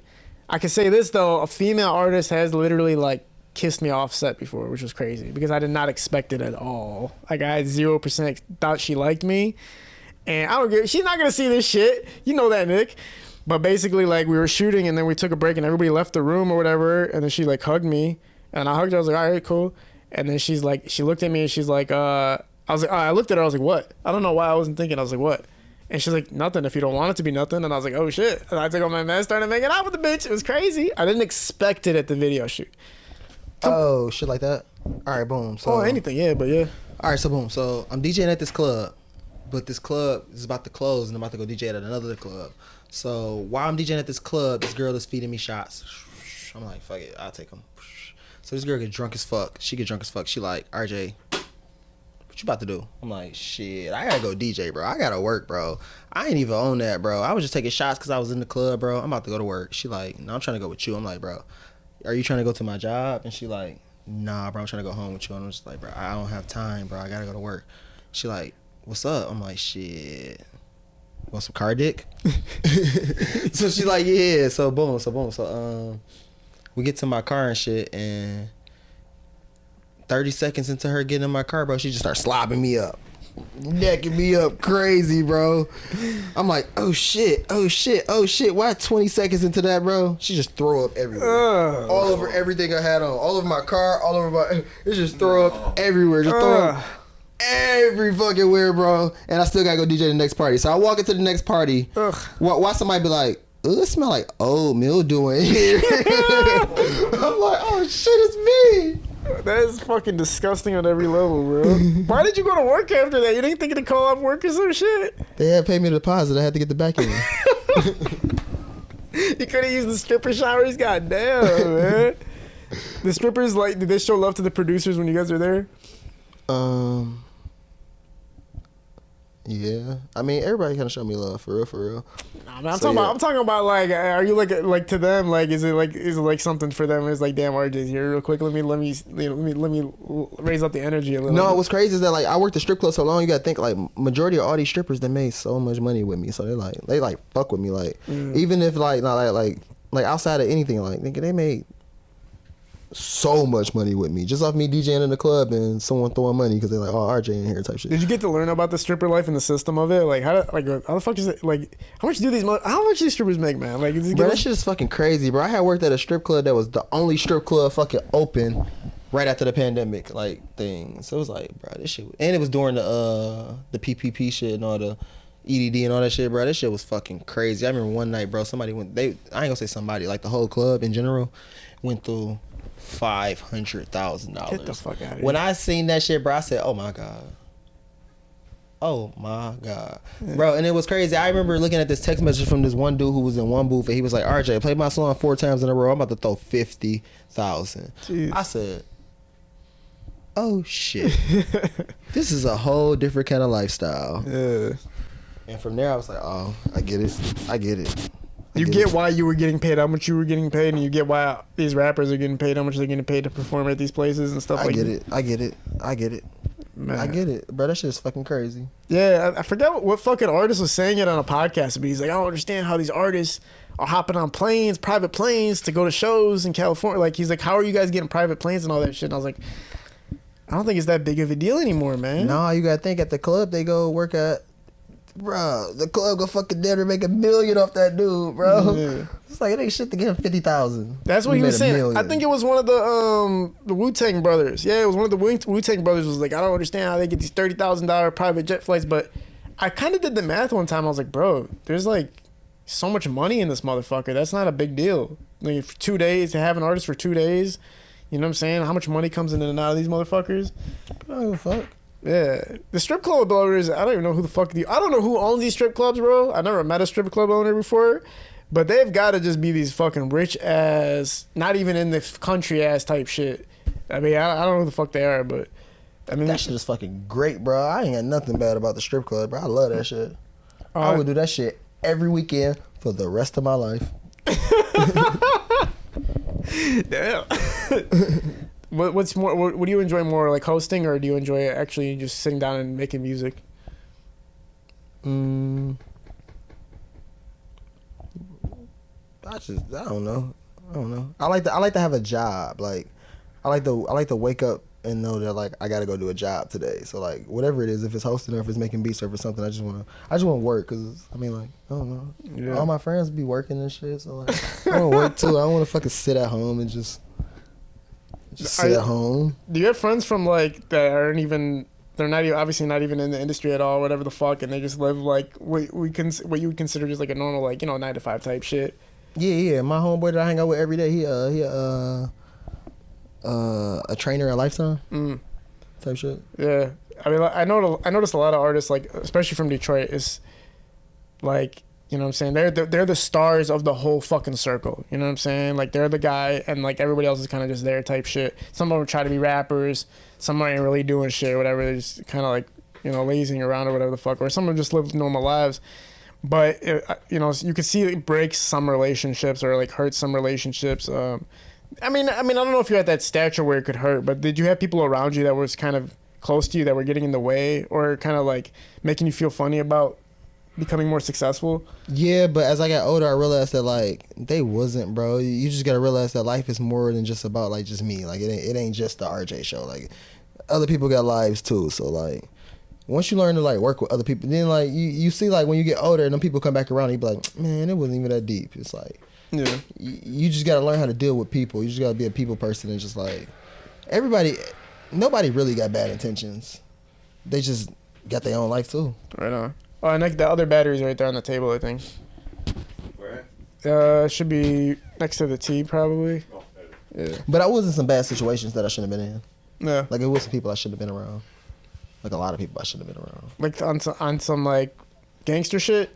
Yeah, like I was just a DJ, so it's like, why are you hanging around these gangsters and? Yeah, nigga, you could get shot too, bro. This shit is real. You could get shot too, like, bro, like. Yeah. Like, nah, bro. So I just stay away from that shit, bro. Like, I ain't got nothing to do with y'all beef. Stewie was telling us about, like, the Jack Harlow situation, and basically, I think the DJ's the one who ended up, like, getting in a shootout with somebody on stage. So it's like, I mean, they're part of this shit, too, you know what I'm saying? It's not just like the rappers are involved. Anybody who's around the area, when there's somebody who has bad blood with somebody or some situation, you could get caught up in something. But you don't seem like the type of dude to get caught in the mix too easily. How are you getting into situations that you were saying like you shouldn't have been in? That's another thing that made me like a really amazing DJ is I know everybody, so I know the room. So if I'm in a club DJing and these people had beef with these people, I know to just play these people music. Don't play these people music.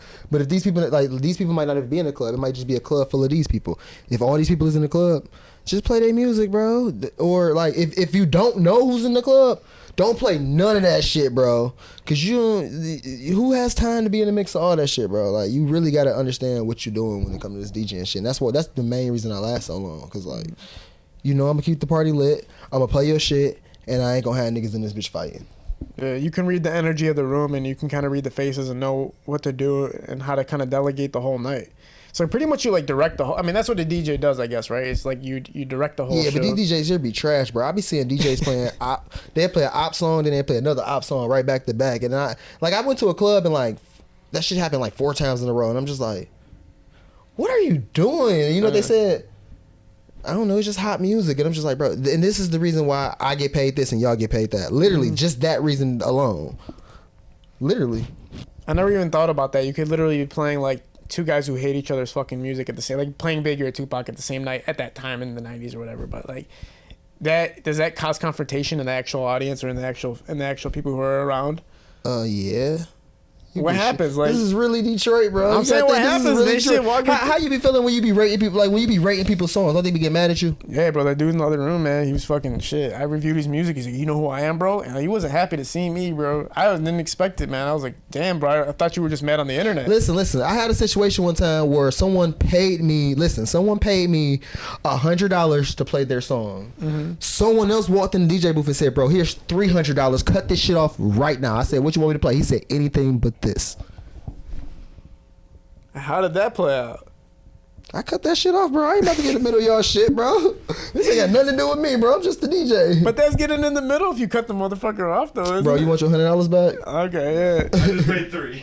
That shit's still scary, son, because that guy could be like, no. It is, though, but that's why you kind of got to read the room. And then, like with being, like, a little bit more popping, it's like, people will hold me a little bit more accountable than like just such and such DJ that's just DJing this party and he just playing. It's like he don't know, he's just a DJ.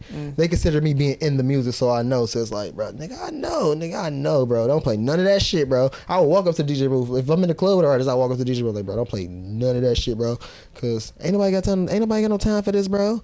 I'm trying to turn up, fuck with the hoes, and go home tonight. Yeah. It can get complicated. That's like a whole side of the story that motherfuckers don't know about. These motherfucking producers, our DJs and shit are living that shit.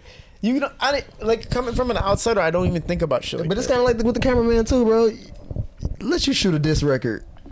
That's happened to me before, bro. And I've been a major artist actually reached out to me to shoot a music video for a person that I fuck with, like as close as you can fuck with anybody. And he said, I'll pay you to shoot it. And I said, bro, you know that's not gonna happen. And he didn't even read my message. Because you know the room, bro. You know how to read the room. It's the same thing with DJing. It's like when someone walk up to me and like, bro, hey, play my song. It's annoying as fuck though sometimes because it's like you can't even say certain shit because there's like how loyal are you when it comes to saying shit that is a. Oh, you don't have to be loyal. It's not your problem. Think about this. You don't have to be loyal at all. They will fuck your bitch. These same artists will fuck your bitch. Right. So you don't have to be loyal, but you just gotta read the rooms. Yeah. Just stay out of everybody's business, bro. This ain't got nothing to do. None of this business had nothing to do with me, and it's 1,000 other songs I could play that ain't got nothing to do with none of this beef. Yeah. Boom. Yeah, you just stay out of the fucking mix, basically. You don't get yourself wrapped up in shit you don't know about or you don't want to know about. Yeah, exactly. It's an interesting thing, man, when you're affiliated with certain people and there's certain like things that if you do those certain things, and it's just like it don't matter how close we are, that shit gets wrapped up, which sucks because. From my raising and stuff growing up, I don't believe in none of that shit, bro. Like I don't really believe in beefs. I know the only circumstances is obviously somebody killing somebody. That's major. That's usually what it's about. But there's also other shit that's just like, bro, come on, bro. Like I can't be picking. It's fucking crazy, ain't it? Yeah. And it was even more crazy. It's like, what the fuck I was about to say about that shit? People beefing and getting caught in the middle of that. It could be over a bitch. It could be over like money, a little bit of money. It could be over like just stupid little things that I'm like, bro, I don't want to have nothing to do with that. But when people ask me to play their song in the club, like if someone walk up to me and be like, hey, bro, play my song. The first question I ask them is, bro, this ain't no diss song, is it? They say no. I say, bro, are you sure this ain't no diss song? Say no, and then I can play your song. But yeah, I don't fuck with diss songs, bro. Anything that got like beef songs, all that shit, I stay away from all that shit. They ain't got nothing to do with me, bro. That ain't got shit to do with me, bro. I'm trying to fuck with the hoes, get drunk, and go home. Yeah, man. The whole being a father thing, obviously, where like that. So now it says something to say because now it's like easier to kind of gauge a certain point in your life where like things did shake up, obviously, right? It wasn't just like, oh, yeah, I'm having a kid. That's nothing, because this is a whole new experience. You were used to being famous, but you weren't used to having the responsibility of being a father. How old were you when you became a father? How many years ago was it?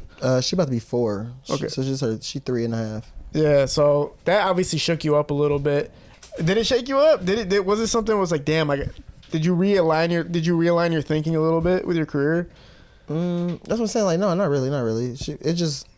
It kind of just like became like what it was. It's just what it was. Like, all right, well, you got a kid, okay, take care of your kid. But it ain't like I was already like deep in my career, so it was just like, I mean, she's just a part of my career now, type shit. It's like, so she's just right there. That's why like we fight so hard for her, because like she's there, like she's literally like, it'd be weird when she not. It kind of do be weird when she not around. So like. People like pay attention. Obviously, like I got a weird message about you the other day. It was like It was a really, I don't know, it was so random. Oh, it was basically like, I said that you were going to be on the show, okay? And then somebody was basically saying like, oh yeah, isn't that dude that bitches about his baby mama all day or some shit like that? And then I was like, what the fuck are you talking about? And then I like dug a little bit and I was like, oh, okay, I guess like you kind of have like a little bit of relationship stuff where it's like, it is on social media a lot. You know what I'm saying? Why are you comfortable with putting it out? You know what I'm saying? Like, why are you comfortable with letting people know about it? Oh, because like, if it was to go left and like let's say like she was to say I did something to her, I need a record. You seen this, bro. You seen where I was at, bro. This is public record, bro. Because they always gonna try to paint it in the picture of a female at the end of the day. At the end of the day, they're gonna always try to paint it in a picture of a female. So it's like, if this was to go left, bro, like, no. You seen what I said, bro. I said what I said, and this is exactly what I said. I showed you what I showed you. This is exactly what I showed you, but I didn't do what you say I didn't do. Right. So, and it's all public record anyway. Like, anything I showed you, bro, that shit was public record. You could have Googled that shit, bro. If you knew my real name, you could have just Googled it, and you would have seen the same shit. So I ain't doing nothing wrong. Everybody got baby mama drama, though. It's just that I put my shit on the internet because I don't give a fuck, bro. You know everything else about me. Right, yeah. I think it's interesting, man, because if you look at a lot, like I said, there's a lot of celebrity artists or whatever the fuck that basically they get into these confrontations on like for like Rocky Bad and risk taker, whatever the fuck. You know what I'm saying? Like shit where it's clearly always confrontational is always something. You can see it helping in some ways. You don't give a fuck about that, obviously, though. You know, like, oh, this is gonna help my career. Oh yeah, no, I just know that at some point she gonna be like, I need you to get these motherfuckers out my business. Here's your child. Oh, okay, yeah. So it's pressure, basically. It's just pressure, like. Yeah. I don't want nobody in my business. I want to live a low key life. So get these motherfuckers out my business, and that's usually what happens all the time. And she just bring the child back every time. I feel like it fucks like social media up a little bit though when it gets too deep. You know what I'm saying? Like where people are looking at you besides from anything else but who you are. Do you even get, like, does that cross your mind at all? Do you like give a fuck that people might be like, oh damn, this motherfucker's like talking about her? Like, I don't give a shit about that. I just care about RJ. Do they even know what beats I made? That's a good point. Give them something to fucking talk about. You talking about something? Yeah. Well, I was in the club this past weekend, bro. I've never got that much attention in my life. I'm like, oh shit, these motherfuckers don't even look at. This shit doesn't affect you. It affects a lot of people though. A lot of other people, if they do that, then it affects them a lot. You know, if you go around talking about certain stuff. I've done worse shit in my career. What do you mean? Like, I've taken so many L's. Like, taking an L about my daughter ain't a bad thing. Right. I take an L for my daughter, bro. I didn't take way worse L's. As far as your career is concerned, I don't really remember any like major points. I mean, lay something out, bro. Like, what could be? You know what I'm saying? Like, what you didn't? That's what I'm saying. There's no way to take an L when it comes to like fighting for your daughter. Like, right. How can you take an L and you're fighting for your daughter? It's like, okay, I look stupid, but still got my daughter. Yeah. Fuck you, nigga. What the fuck do I got to live for? I'm only living for her. So it's like, shit. Yeah, that makes sense. It's like you feel kind of, in some degree, you feel invincible to some degree. I mean, you've already established yourself at a point where like nothing can really take you off or take you down a notch or anything like that. What you gonna do? Cancel me? No, not over something like that. But there's a lot of artists that do get into mixes of certain things or certain subjects they'll promote on their page, and then after a while, motherfuckers are just like, bro, we don't give a fuck about that. You know what I'm saying? They don't give a fuck about that. Like, even some of these like celebrity relationships, after a while, you see them, you're like, damn, bro, like, you know what I'm saying? Keep it about you. You know, but you don't give a fuck. That's my whole thing. It's different. Yeah, because it is about me. Yeah, it's my story. This is literally my story. This is my story. Yeah. Literally. Man, this shit, man, fuck, what are you gonna say, man? It's part of my story. I can't do certain shit. I can't get away with certain shit. I feel like if I did certain stuff that other people did, bro, I feel like I'm already at the point where, like, you know what I'm saying? Anything can happen and just knock me the fuck off any little momentum I have to make it where I'm trying to get to. I feel like any little stupid thing, I can say the N-word out of nowhere, all of a sudden, like, oh, shit, kiddos, that's it, bro. I mean, you said an N-word, that's rap. If you say it, yeah, it's rap. And it could happen because the only reason it could possibly happen is because I'm hanging around with motherfuckers that say it 24/7, and then I'm just talking crazy fast, and then I'm drunk, and I just end up saying it. You know what I'm saying? But somebody could have a camera, and it's like, oh, that's the end of your career, bye. So there's always moments where anything can happen to fucking anybody, bro. You know what I'm saying? Mm-hmm. You're not in that position that you don't give a fuck. Like, for you, you're not even... But that's what's crazy. What my following love about me? Because I don't give a fuck. I mean, yeah, clearly, bro. You got an OnlyFans. I mean, you've been on naked on the toilet on Instagram before. There was a funny ass story that hasn't been released yet from Stewie about somebody stealing your phone on a bus on tour, like. Oh my god. Yeah. Yes, fucking stop. Oh my god. Yeah, But basically- anybody that ever met me got a crazy ass stories with me, bro. I'm gonna combine that clip and this clip because what I'm saying is, what the fuck happened? There was a dick on your phone. It was your dick, bro. Yeah, it was. That's fucking random as fuck. But yeah, so they was using my fucking phone for the GPS. Well, tell me, like, to set the scenario. Like, where were you guys at? What was happening? We was driving somewhere far as hell with some rapper, bro, and I was fucking drinking lean, and I don't drink lean, and then I fucking fell asleep, and then they had my phone for the GPS, and then dude went through my text messages, and then he went through my pictures, and then he posted my fucking nudes on fucking Instagram. Yeah, it was like fucking Phil's in the front. Yeah, you're good, man. Bro, I'm like, bro, chill the fuck out, bro. Yeah, that shit was weird. But I was off a lean, bro. So just think, if you're off a lean coma, bro, I was fucking asleep for like 5 hours. Yeah, so that shit was just on my fucking timeline. Like people was unfollowing me, bro. I lost at least like 10,000 followers. Legit 10,000. So wait, I think it was Lou Graham who did it, right? No, it wasn't Lou Graham. It was Duck. It was Duck. He was driving. Duck was driving. Yeah. So you fucking took your phone, posted your dick on Instagram. Somehow you didn't get banned by Instagram, but then you lost like 10,000 followers that minute. Bro, that's fucking random as hell. The fucking Stewie was fucking there, bro. Yeah, that's why he brought it up. He was telling me like the funniest story he's ever like been a part of in the whole shit. And he's that's like, crazy that I was a part of that story. Bro, I got some wilder ass stories. Like anybody that's been around me got like some wild ass fucking stories. bro, just tell me some She got shit. one. Tell me some funny ass shit, bro. Like tell me the life of a fucking famous ass producer, bro. Damn. I how think late we wanna go? I only got that highlight of the artist kissing me. I don't really got too many crazy stories, to be honest with you, bro.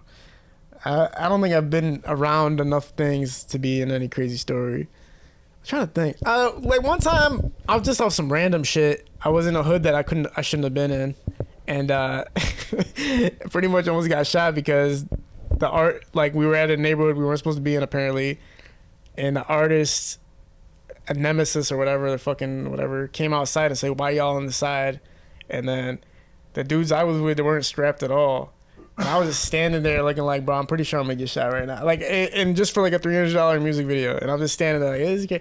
That's not like a funny story. I'm looking for like a funny hype story. I can't. Yeah, I was about to say, bro. I I got stories like that. Like I'd have been in clubs where people have died. Oh shit.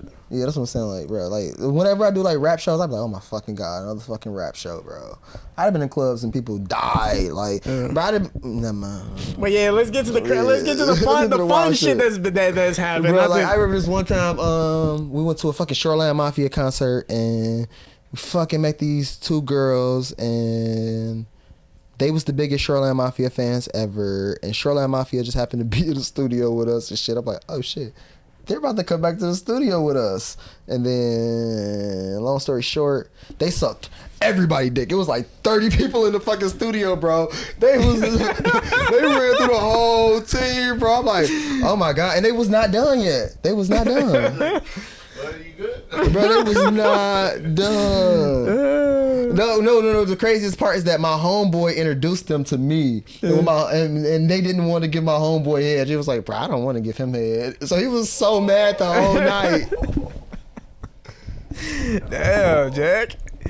That's as crazy as it gets. Like, so it was just two girls though. It was just two of them. It was like 15 rappers in there. God damn. They got badass work ethic. The motherfucker that was paying for the feature got some head too. You know the random rappers who like, I'm about to get a feature from these niggas. Yeah, man. Too. God damn. Shit. Yeah, that's pretty hard to top. I'm not gonna lie. I don't think you top that one. I can't top that shit. I feel like if I was in that circle though, I would have hopped out. I'd be like, I can't do it. I can't. First of all, wait. So we all seeing each other's dicks getting sucked type shit. It was like I was going to the studio and everybody come take turns. Like, what the fuck? They were just bopping around on the couch. No. It was like a car, and then somebody would get in the front seat, back seat. I'm about to say, yeah, that's cool. Hop out. Yeah, that's heat. Damn, that's some shit. They get that car detailed afterwards or no? It wasn't my car, bro. It was your car? No, it wasn't my fucking car. Man, that fucking thing had to just smell like dick. Obviously, what else could it fucking smell? Yeah, that's pretty out there. I'm not gonna lie, man. I'm really trying to think, bro, because your shit. You guys live this lifestyle. I haven't experienced that. I went to I've been to a strip club before, obviously a few times, a lot of times, And you know, it's fun and everything like that, but you don't get, I don't know, man. I see, like, I watch videos on Instagram, everybody just getting all these bitches hopped up all over them. I got a crazy story that happened to me. It. So this one time I was hanging out with this girl, and I took a nap, and my homeboy paid her to fuck. Yeah, you didn't know. No, he told me right afterwards. Yeah. And she was just cool with it. She was just cool with it. Right after I woke up, she was just like, "You gonna smoke another blunt?" Yeah. How much you get him for? Wait, I shouldn't tell the amount. Shut up.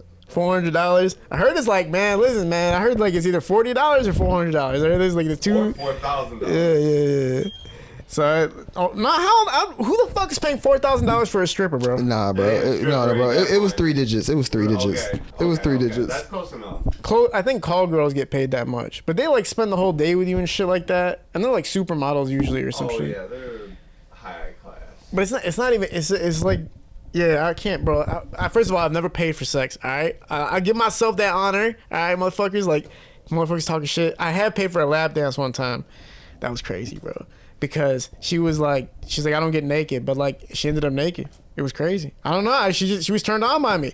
She wanted $300 after, but $300 after. She was like to me, I don't take my clothes off, so she wanted like more money. But then she was asking me, do you want me to do this? Do you want me to do that? Do you want me to do this? So she's like, just give me $300 and you can. And I was like, man, this is not my life, bro. And I just left. I ended up shortchanging her too, bro. I was scared as hell leaving the strip club, bro. I remember she cost like 40 or something for 2 songs, and I had 35 on me. 35? Yeah, I don't know what happened, bro. So I took out the money and I gave it to her, and I was like, damn, I hope she doesn't count it.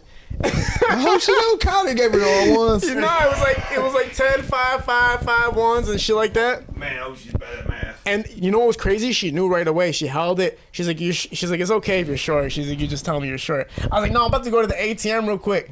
Bro, I go to the ATM. It was talking about like 30% interest on the fucking withdrawals. So I was like, man, I'm not paying fucking. So I just left. But I was scared the whole time because I was like, what if she told the bouncers? And the bouncers start coming after me in the whip about this $5. About this $5. I was young, bro. Ran out on you. Yeah, I thought they were going to come chase me. My question was, did you believe her when she said she didn't get naked?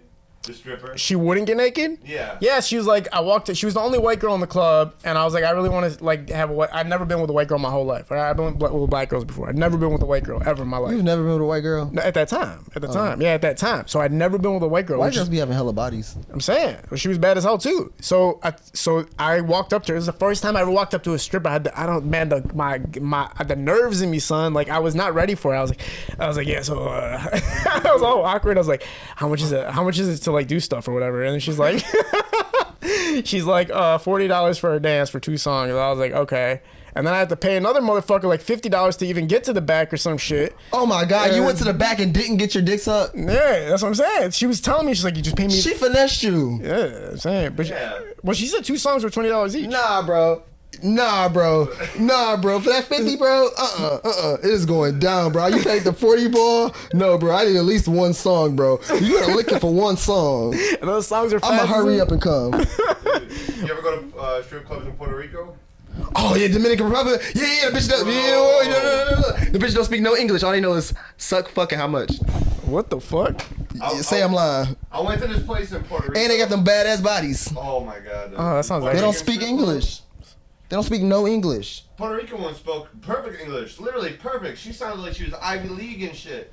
And like this dude, she had a butt plug in. She was just grinding her titties on me and shit for $40. I was chilling. I say y'all love adult entertainment, huh? Well, listen, man. Like I said, it was my first time at the club, and I spent $85 basically to get it 2 dances, and I never went. That was BT's, bro. I never went back. I've been to that, and I've been to Truth. That's about it. And I feel like anytime I'm hanging out with somebody, it need to be dancing going on in the background, liquor in the front, and us having a conversation meeting. Man, you live a different life, bro. I like secludity or whatever the fucking word is. I like it should be quiet as shit, and just listen to people's stories. Like, what the fuck happened to you? But you can still have the dances in the background. Yeah. Every once in a while, you just throw $5. And that's the only sweet part. Yeah, they're in the front, man. Just looking in the back and be like, bitch, shut up. I'm trying to contemplate. Literally, but that's life. Yeah, your life is wild, son. I mean, you live completely different than me. We're like opposite spectrums as far as partying. When I do go to a party, I do get turned up. I'm not gonna lie. I'll drink like crazy. I'll be dancing. You know what I'm saying? But I can't make it a part of my life just because it's loud as shit. It's loud, man. You guys are loud, bro. I know some DJs that make it like it's a chainsaw how loud this shit is. You guys, you know what decibel levels are, right? You know, like hearing. Yeah, I understand music. I mean, I'm saying, but like, mixing. you know what I'm saying? I'm talking about like for hearing though. I'm talking about like. Yeah, like I know it's too loud. Yeah, you know what's too, bro? How do you? But no, the thing is that usually when you're DJing, the speakers are in the crowd. Away from you. You're behind the speakers. Yeah, you're right. So you guys don't. So you don't even know how loud it is. Bro, some DJs literally like will turn that shit up to the point where it's, bro, this is about 120 decibels, bro. But it depends how many people in there. That's what they just turned it all the way up. But like it depends how many people in there. If it's a lot of people, that's cool. But if it's not a lot of people, it's too loud. It's But echoing. either way, bro, the people in the audience are literally getting hearing damage because the decibel level that you can listen to 100 decibels for is 15 minutes. But you gotta think. You ain't really saying shit to that girl you talking to anyway. You trying to get straight to the point, so it doesn't even matter. I'm talking about hearing Drink another liquor, Yeah. and what we about to do? Yeah. Yeah, when it's super loud, all you gotta do is bend down a little bit and be like, "What's up?" And just like yell at them. And You ain't even like, gotta just say it. Sign language. "What's up?" Man, shit. My finger game ain't that strong, bro. I can't be doing that. Telling these bitches come here like that. I ain't 007. Bro, but that's the thing about like when people talk about people need to get their music mixed and all that shit. Like live music, no one gives a fuck.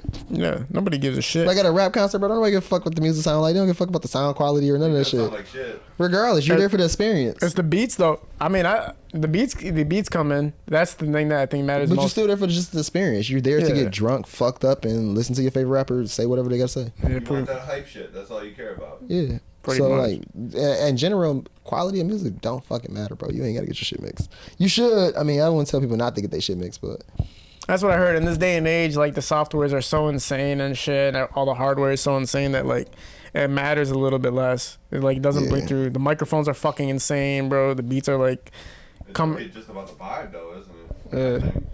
yeah. And once you get it mixed, it ain't gonna sound the same, and they ain't gonna have the same feeling. That's what always happens. People be like, I don't like the way it sound mixed. Yeah, it's like it can sound too stiff and stuff if it's mixed like crazy. Sometimes songs don't even need it. man, yeah. I, at the club, bro. It's just for me, I'm not even talking about what you're talking about. I'm talking about literally killing people, but like literally killing Talking their. about being deaf and shit. Yeah, that's what I was talking about. Oh, bro, I'm deaf already. Fuck it. Oh yeah. Okay. So yeah, you went bro, through that we shit. ain't even thinking about that shit no more. Like, bro, Yeah, at that point, it's too like- much loud music, bro. That shit too fucking loud, bro. I ain't even listen to it. I got earplugs in. Do you still stay connected with Detroit? I mean, you're going across the country more. But do you still stay really close to the Detroit artists? Like, what's the relationship like with most of the artists around here? I'm from here, so you gotta think most of the artists I grew up with. Yeah. So it's like, grew up with shit. Like, what up? What you doing? But most of the artists be out of town. Like when I be out of town, I be with most of the artists. Is there an artist you have built like a pretty good, strong bond with over the time? Hold on, that's not my mom. But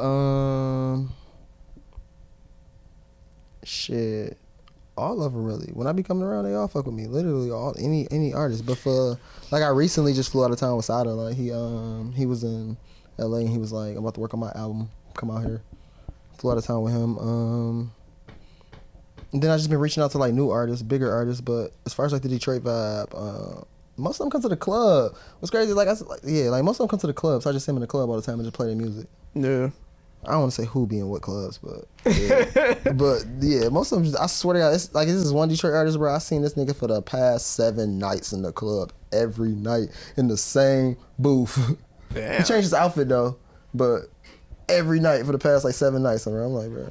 There's one bitch in that club that he's just trying to get to. He can't even pay her.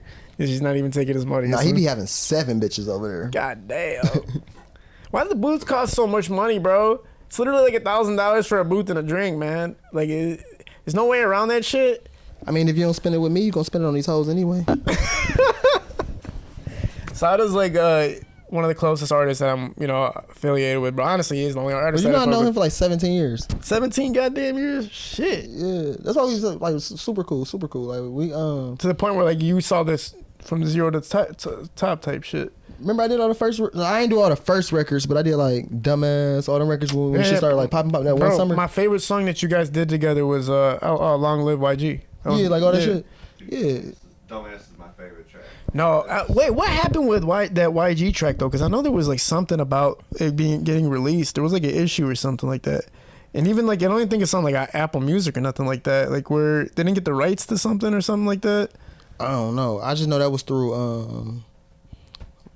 I don't know about side of business. He got his own. Okay, yeah, no, well, it was pretty public, but there was never any like full disclosure about what the fuck happened. But I knew you made the beat, so I was always curious. I was like, why the hell didn't that? There was something that was supposed to happen with that song to launch it even further, but you. Low key, I ain't gonna lie. Like I had known him my whole life, but when I started working with him and working on those songs, it was like, oh shit.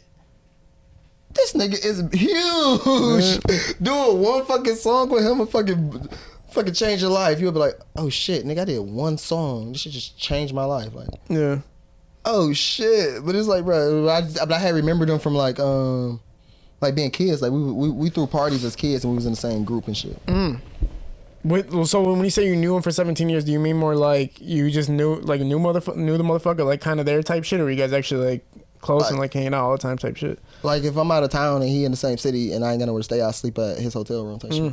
Okay, yeah, that's cool. So you guys saw the progression obviously there from the beginning. Run us through it a little bit, bro. I mean, obviously you were there from way before any type of shit happened for him, and then to the point where he became like a superstar. You know, he was doing music. He was doing music heavy. He was doing music. He was. Man, I don't want to get inside of business, but Sada was lit. Sada been turned. Not in his business, but you shared experiences, obviously, is what I'm saying. I'm not saying, like, tell a fucking guy's life story. I'm saying, like, you guys... No, we was in this little group. We was in this group, and we threw parties together. And then, like, the group just didn't work out. And then when we dismantled and shit, like, we still stayed cool and shit. And then, like, when he started popping and shit, I was doing, like, these college shows. And I just reached out to him because I knew him. Like, bro, come out here and do these college shows with me and shit. And we stayed cool for them. But that wasn't like nothing major. Like, I ain't helping me with that. Like, they wanted him, and I just knew him. And then when I opened up one of my studios, the first day I opened, he came through to go to a different studio that was across the hall, and he seen me, and he was like, yeah, I need somewhere to record my album. And I was like, yeah, I'm trying to get on anyway. And we recorded that album with the red cover. And when we recorded that album, Bartier? Yeah, Bartier Bounty. Yeah. When we did that shit, it was just like shit. I ain't gonna lie, that was enough to last me for years. It was like, oh shit, bro, I'm lit. And then I didn't realize how big the shit was. Like I didn't realize like, oh, these niggas really got deals. These are really major artists. It was like, oh shit. And I'm just like thinking I'm just the dude that's just hanging out in the studio and shit. And like to this day, like he still treat me the same like shit. Like I'm about to work on my new CD. You trying to come through? But I know what that means. Hell yeah, I want to get a bag. Yeah. I would make beats all day and night. That was a pivoting point, obviously working and getting that exposure. It's kind of weird though. I feel like you guys were at the same time, Ted and Needham, like where it's like both at the same level of success at the same time. But you're saying when you kind of got reintroduced, like he was already popped off at that point. Yeah, but you remember I said you got know somebody know me? Yeah. But I had already knew him, so like when I met him again, it was like shit. Yeah. I think I already know you. Yeah, it's crazy as fuck. That's fucking hilarious. I thought what you meant was like literally like you saw. Well, here's the thing, bro. What does it look like to see that? That's probably the first time you've seen that, right? To see somebody from the bottom, like knowing them personally, and then seeing them. No, I seen that shit every day, bro. Remember my cousin? I seen him when we was living in the hood, and then we was living in mansions type shit. Oh, so you didn't grow up into it? It was literally like he became. I went to school and was passing. I went to 8th grade and was passing out flyers of my cousin, telling people like, "Oh, my cousin gonna be the next big rapper." To going to school 9th grade, and at the first semester, I got to transfer to the suburban school, and I'm living in a big dumbass crib now. Type shit. Yeah. But then like you gotta think like I did all the Dexo Simon shit. Yeah. So I did all of those beats. So like I seen and that was like huge. Then like I did all the Bang Gang shit. Huge. Then like even the Sada shit. That shit huge. It's like and then like I did that one song Pressing. Boy, that song is huge. It's like a major song. It's like we think of like songs that's like you'll listen to like for the rest of your life. That's like one of them. Like like when I'm on YouTube, that's coming on every 7 songs. Yeah. I'm like, yeah. So it was just like, I mean, it was levels, but it was just like every year was like doing better. Every year was doing better. Do you and feel like Peasy? I knew Peasy too growing up, so like me and Peasy like real cool. So it's like shit. If I need a Peasy song, it might be like a hard question to answer, but like if somebody else was producing those tracks, you took a different producer and put them in those same situations you were in, just as like a decent caliber, would the success have been the same? Do you think like your tailored beats and the way you do things is also like 50-50 part of why those songs become successful, and somebody else couldn't do it? I kind of think so, cause to this day I be wondering like what make me so special, cause I know so many people. I personally know people that's way better at beats than me, way faster at beats, way all that shit. So I just be thinking, no, it's just my vibe. People just fuck my vibe. They just want my vibe. They just want my energy. Cause what's the value of a beat? At the end of the day, what is the value of a beat? It's no value. The value is in the person. Yeah. And then you could just get some beats with some sweet niggas and put your tag on them. I mean, bro, you gotta listen to your beats though sometimes. There's definitely something about them. It's not just like fucking, you know what I'm saying? It's like anybody could just, it's not like working at a tech office where he's like, oh, build this chair for us real quick. There's something behind it that's bigger than the music. So obviously. Bro, but after 10 plus years of making beats, you like, bro, how many fucking times can I put this snare right here? Like, bro. From a creative, do you feel the creative energies like those type shit? You acting like it's like some, you know, like I said, some construction work for you where it's just like, I'm building this shit, but like, I feel like a lot of artists or people in the creative world are afraid to say they're creatives type shit. Like, you know what I'm saying? Like, do you feel that part of yourself? Like, I am a creative. Like, beyond. Oh, no. When it's time to work, when we get in the studio and the motherfucker change your light colors and shit and all that shit, no, it's time to work. Yeah. It's time to work. It's time to work. Time to make a hit. We got to make a hit, bro. I'm only going to fucking make 10, 12 beats, bro. One of these songs better slap, bro. I need 50 million views on one of these songs. I need this song to go fucking diamond. I'm saying, where does the imagination come from, though? Like, what's the source of the imagination? I already know what the shit supposed to sound like. That's what the fuck I'm trying to ask you, bro, this whole time, because you know what that means, right? Like, there's certain people, like, you are a creative. Like, yeah, I already know the shit supposed to sound like. Like, even if I come physically play the keys, I know what it's supposed to sound like. Yeah, it's supposed to sound like this. Exactly, bro. A lot of people just work hard enough to get where they're at. You know what I'm saying? They just work hard enough, but the creative energies are, like, not really there. It's just, they were grinded. Yeah. But you are literally a creative, because the fact that you're saying you can see shit and hear shit before it even happens, that's what makes somebody like truly an artist. What I'm saying is, if you put producer A and producer and me in one room, it would take him 15 songs to get a hit record. It would take me 3.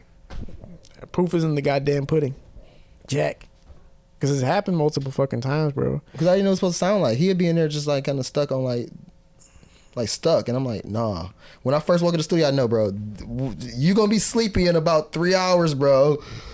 We need to do this first. Now let's do this. Now let's do this. Now listen to all of these and which one you like the most. Okay, let's shoot the video right now, bro. Bring everyone in. Let's shoot the video. The cameraman is already ready. All right, we're shooting the video right here. All right, let's put this song out tomorrow, bro. Yeah, damn.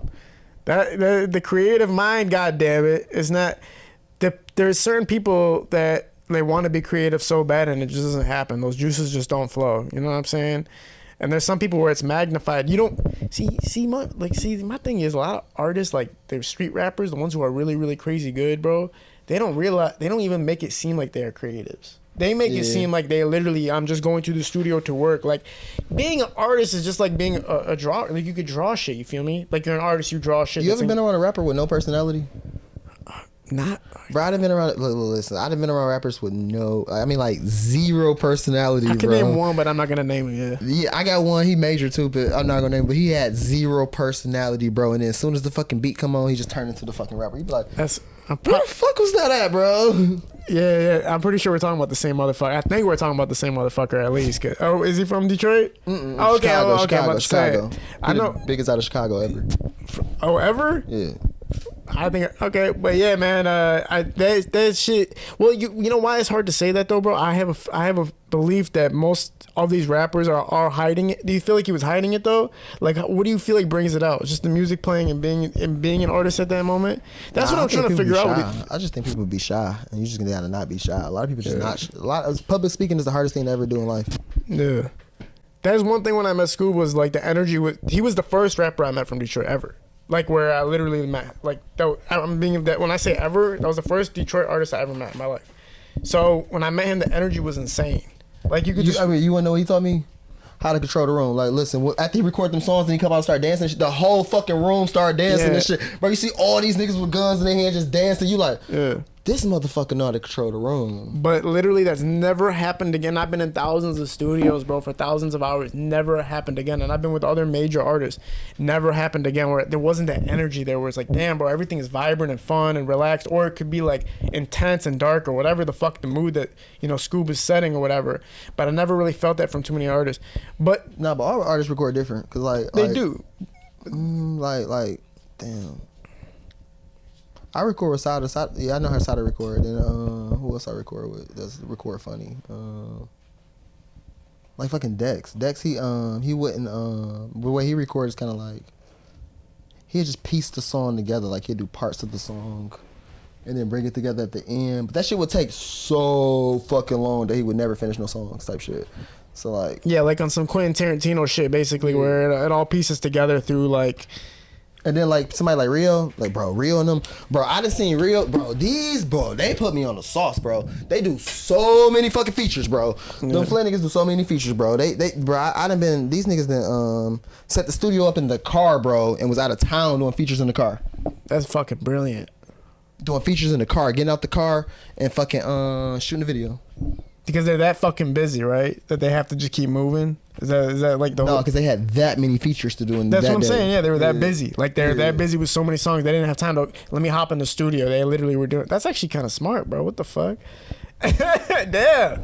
What's the Rio used to be working, bro. I ain't never seen anybody work that much. Well, talk about the process. Like, what's it like being with these artists all the time and seeing these different processes? And how do you like manage it? Because if everybody's so different. You gotta be a people person. You gotta understand. Some people are like lit. Some people gonna want you to be in the studio smoking weed with them. Some people gonna be in the studio. They gonna want nobody in that bitch. Some people gonna want you to focus on recording. Some people gonna want you to do whatever you want to do. Some people gonna want you like you just gotta cater to your crowd. You gotta realize who you fucking with. Like everybody different. What's the most unique system you've ever seen of somebody putting a song together besides Rio?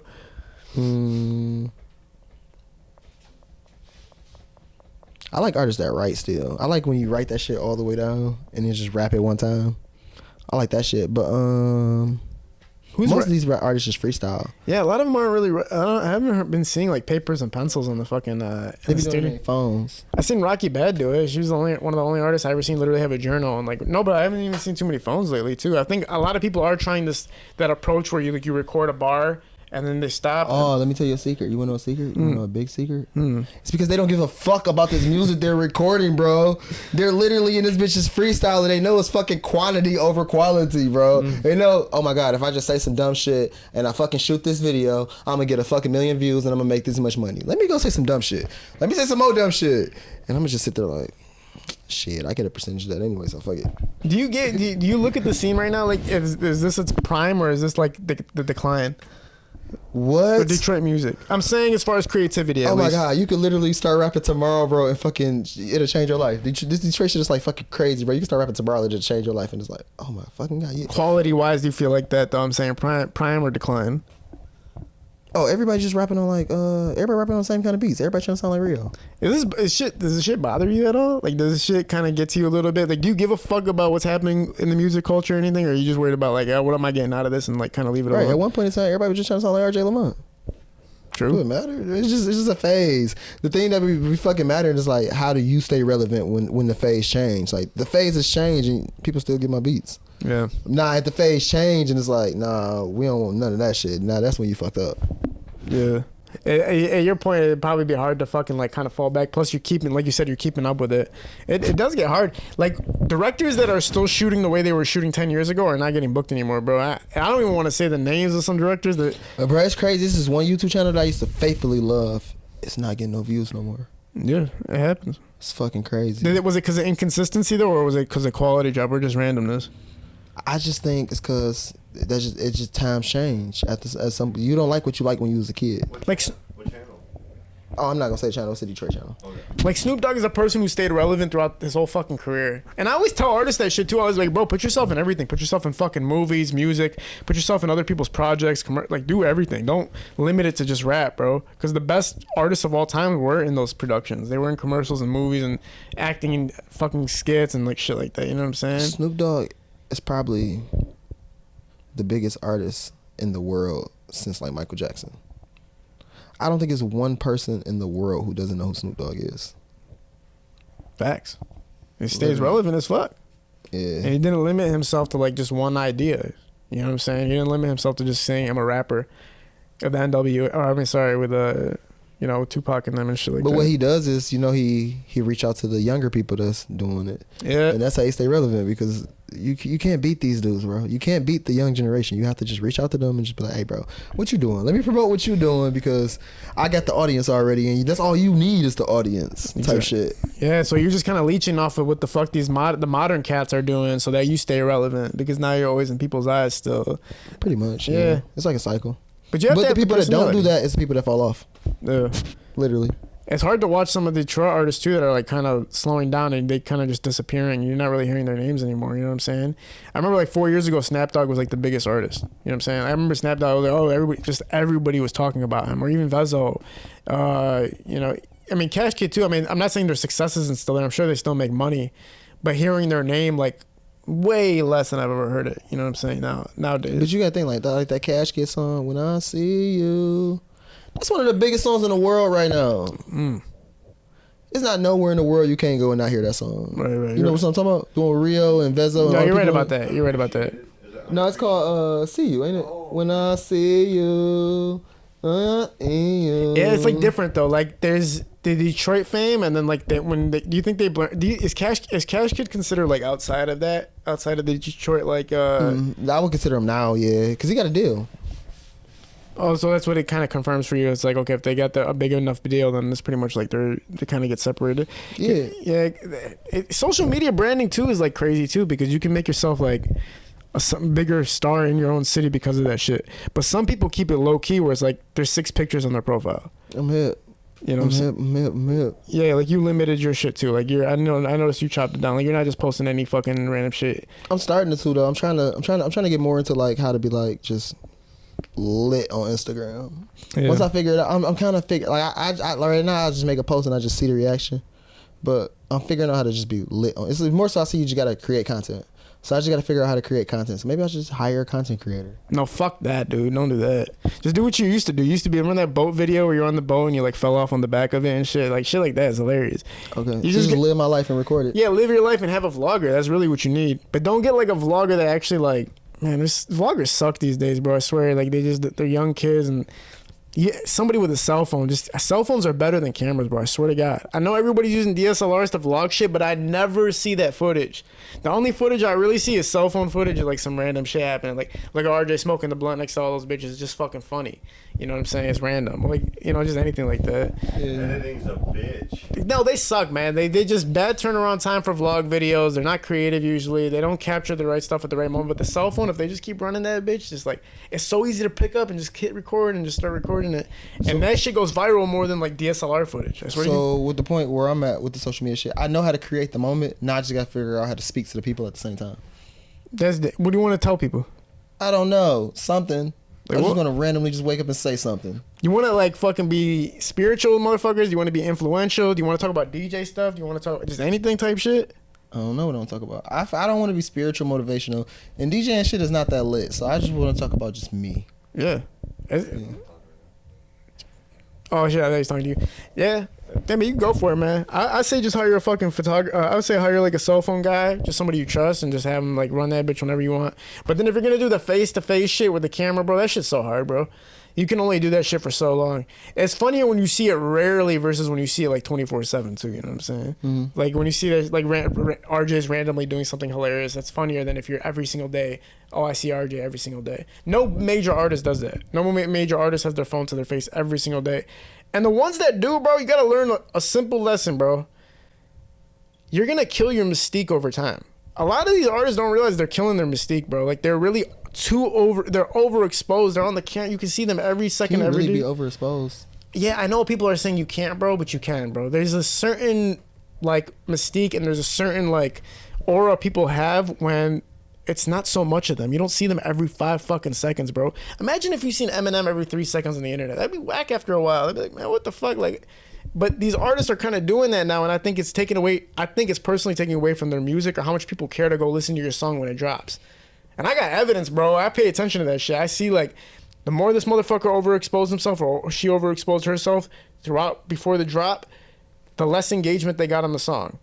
Versus it was all steady, and then we dropped the song, and then, you know what I'm saying? You're overexposing yourself. Dr. Dre actually said that. I'm kind of stealing from him. Like, he said you're stealing the mystique, you're destroying the mystique of who you are because you're always being seen.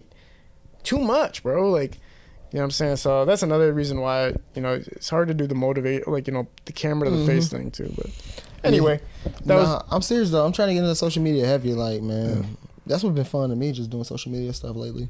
Yeah. Get a fucking, like I say, get a camera guy. Don't hire somebody that takes 2 to 3 fucking weeks to return some shit like these motherfuckers out here, bro. RJ, you need someone to follow you around with a camera. He got me. I'll see you at the club. Right. Yeah. But yeah, anyway, man, I really appreciate you coming through here, man, and you know, having this conversation and shit. I actually learned a lot from the shit from behind the scenes that I never thought I would even know about. You know, and I'm sure I missed a lot of shit that there was more shit I probably could have wanted to know. Motherfuckers like you have the insight and the intel, you know, that could set somebody, a rich man, the next day. Like, if somebody had all your knowledge about it, they could start off right now and move forward. What's something you could tell a younger producer or even an artist or anybody that can help them, like, become very successful in this industry? Is there any juice or any sauce that you could kind of, like, hand out? All right, boom. So I know this random, but a girl was telling me this one time, and I just feel like when she told me this, like, I just been living with this.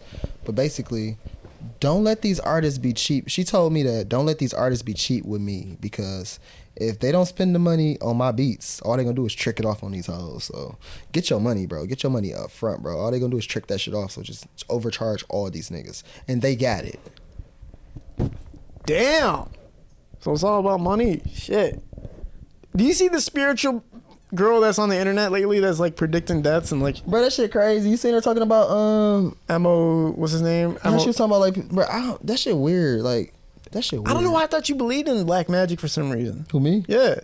Nah, no. That shit weird. That shit weird as hell. Her talking about like spirits and shit and walking around on earth, and her talking to, like why is she talking about King Von? Like, bro, why she ain't talking about her grandma? Why her grandma ain't come talk to her? I can tell you what. Listen, man, I know I'm gonna sound crazy right now. I'm not saying I believe this shit, but I do believe that when somebody dies in a tragic way, that their spirit stays here for a little while before it reincarnates. I believe that shit. So some of the shit she was saying, I'm not gonna lie, was a little bit interesting. She was basically saying, like, the way he died, he wanted vengeance after he died. His soul is not restful because he's still not accepting how he died. Bro, I lost 8 homeboys this year. I'm saying. Half to COVID, half to the streets, bro. I don't fuck with that shit she talking about. I don't fuck with that shit. It's all over Say Cheese, man. I mean, yeah. She had some bullshit talking about death. Like, bro, you got it. Like, she talking about, like, she don't want people to cry at funerals, and she was just on some bullshit, bro. She, I just wanted to know, like, I just feel like negative energy is what gets people like if you do anything that's like, so with social media and shit, what I'm not realizing is if you do anything that's like out of the ordinary where someone will talk about it, you're gonna go viral, you're gonna blow up. So what she doing, I just feel like, shit, even if she was lying, bro, she about to make so much fucking money. How could I not support a black woman who hit a lick on these fucking white people? It's everybody commenting, man. It's not just white people in the comments, man. Everybody thinks she's the truth. Who gonna pay her though? Oh, are you serious right now? Everybody. My mama died yesterday. Goddamn it. The white man gonna give her that big dumbass check. She gonna get 10 million. You check your horoscopes too, or what? No, I don't do. Listen, see, that's the I hate talking about spiritual shit only because I think when I talk about. Did you believe in Miss Cleo? Fuck no. I don't believe in this bitch, but I do believe in the shit. Listen, I'm not saying I don't believe in her. I'm saying that the shit she's saying is kind of like the way I believe shit happens. I'm not saying she's actually talking to these motherfuckers. I'm saying that, yeah, when you die, bro, I do believe that if you died in a fucked up way, like your body got destroyed, I feel like your energies need to like somehow recoup before they go into a new life. That's my thing. So when she's talking about how he's dead right now and his energies are still here and they're fucked up, I feel like she is right about that. Like, anybody who dies tragically, their energies are here fucked up until they sort themselves out. I believe that shit. The way she talks about it is the shit I believe, but not that she's really doing it though. She could be reading a book and just saying shit. I just want to know how much the Cash App is. How much is she charging? That's a good fucking idea, bro. What I'm gonna do is message her, and I'm gonna be like, yo, somebody. Oh, I don't want to play with death. I want to message her and see what she charges. Fuck about to message her, bro. I'm not about to play with death like that. Fuck up your karma, bro. She fucking tell you you're gonna die next week and you're gonna get hit by a car. Hey, that's what I'm gonna do. I'm gonna hit her up and I'm gonna see what she can tell me about me. I'm gonna film that shit and post it. See, that's content, bro. Yeah, that's content. You should get some tarot. But when it creep you out? Online. What if she said something? What is she gonna say? That you're gonna die? I don't know. That's what she talk about. If she told me I'm gonna die, damn, that'd be fucked up. Everybody's gonna die though. People die every day. It's just that social media make the shit seem like it's more common. It's mystical. Oh no, people get ran the fuck over by cars all the time and shit.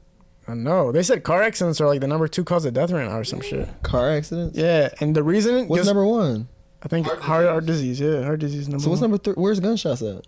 That's not that. Far down, that's pretty far down. Yeah. There's a lot of different ways to kill yourself. For real? Yeah. Oh my god. More people die from bee stings than they do from shark attacks. We're talking about gunshots though. How many? How far down is gunshots? Like 7? Pull out the list real quick. Wait, but hold on, bro. Car accidents, and guess what the number 1 reason for car accidents is? Texting? Yeah, bro. That shit blew my mind. Texting is literally the number 1 cause of fatal car accidents. Oh, because probably when your car getting shot at, you're texting your mom. Help. Nah, hell no, man. It's just... It goes like this: heart disease at 600,000, cancer 600,000, accidents 773,000, chronic lower respiratory diseases 156,000, stroke 150, Alzheimer's 121,000, diabetes 87, nephrosis and some shit like that. More people die from Alzheimer's than gunshots? The closest is, pneumonia is 50,000 people a year, and intentional self-harm or suicide kills more people. This is what I'm saying. Well, how many people get shot a year? Listen. All these people on Instagram posting guns on Instagram, y'all ain't shooting shit. How is more people dying from fucking Alzheimer's than fucking gunshots? Why are we promoting gun violence, man? No, we're trying to explain the cap that is involved with people talking. It's not cap. People are, bro. If they capping, bro. Everybody shooting shit. Say cheese every day. Oh, listen, some of these people aren't really rappers, but they're getting shot every day. Like somebody randomly, like, bro, if you think of a person that is barely even a rapper and he gets killed, they'll say he was a rapper when he died. You know what I'm saying? So that's why another thing that's fucked up about Say Cheese, like they're literally saying like rappers are dying when it's just a random dude that made 2 songs. You know what I'm saying? But it does make him a rapper, don't it? Come on, man. If I started painting a fucking on the wall, you're not gonna call me, Picasso. Bro, when I first started, when I really started like popping, any person that woke up one day that said they wanted to rap called me. Literally, they pull up to the studio, make a song, and be a rapper. But does that make them a rapper? Some of them people blew up. 16,000. Yeah, man. Listen, some of them people blew up, bro. 16,000 people got shot? 2019, 16,000 people were murdered in the U.S. What? Murdered, period. Bro, people are just out here killing each other, bro. It's crazy. That's out of 350 million folks. That's a pretty true. low number. I was just watching 60 Days In the other day, man, and I was like, anything in the world not to be in prison, I will do it, bro. I would rather like be living in India in nothing with a towel around my waist than be in prison, bro. Like, come on, man. I don't know how. My boy Dion was in that show. You know, Dion was in that show for 60. You know, you can get paid $56,000 a year to be in 60 Days In. Have you seen that show? You talking about like go to jail? Yeah, you go to jail. Bro, I won't wish jail on nobody. You ain't never been to jail? No, I didn't wish death. Wish somebody go to prison. Yeah, I have. I went to jail for like 6 months one time. I was already famous. What'd you go to jail for? Don't worry about it. All right. Attempted murder. You? I didn't do it. That's why I'm out. Oh, yeah. But yeah. Will they have you in there waiting trial or something? Yeah, you had to beat it. Yeah. Oh, that fucking sucks. Before arraignment. What's the compensation for something like that? Your bond is fucking $1 million and there's no 10% and you like, what the fuck? Sit your ass in No, jail. what I'm saying is what happens when they keep you in there and then you're innocent? Is there nothing? No, the court process is the court process. You got to go through the process regardless whether you're in jail or not. They don't have like, don't you get money or something if you're innocent? If you're innocent after No, what? That's if you post bond. If you can't post bond, you have to remain in jail. Bro, get the fuck out of here. So if you lock me up for 6 months, pre-pending trial, and you leave. No, my trial took 6 months. Oh, okay, I got you. You get arrested for fucking running somebody over with your car, and they put you on a $100,000 bond. If you don't produce $10,000 to get out of jail, you're sitting your ass through the whole trial until it's finished in jail. Even if you're innocent, was my point. And when you leave, nothing happens. Once you prove innocent, they let you out. Yeah. Yeah, but you just spent all that time in jail and money in jail. Yeah, but you are not in prison. Where you at? Oh, plus lawyer fees. Wait, you were out when you were in trial? No, No, he was in trial. He was in during trial. I was in trial. That's what I'm saying is fucked up. That's why I get y'all ain't getting what I'm saying. And I had to pay for a lawyer while I was in jail. God damn. Just imagine how much, bro. Guess how much the lawyer was? I don't know.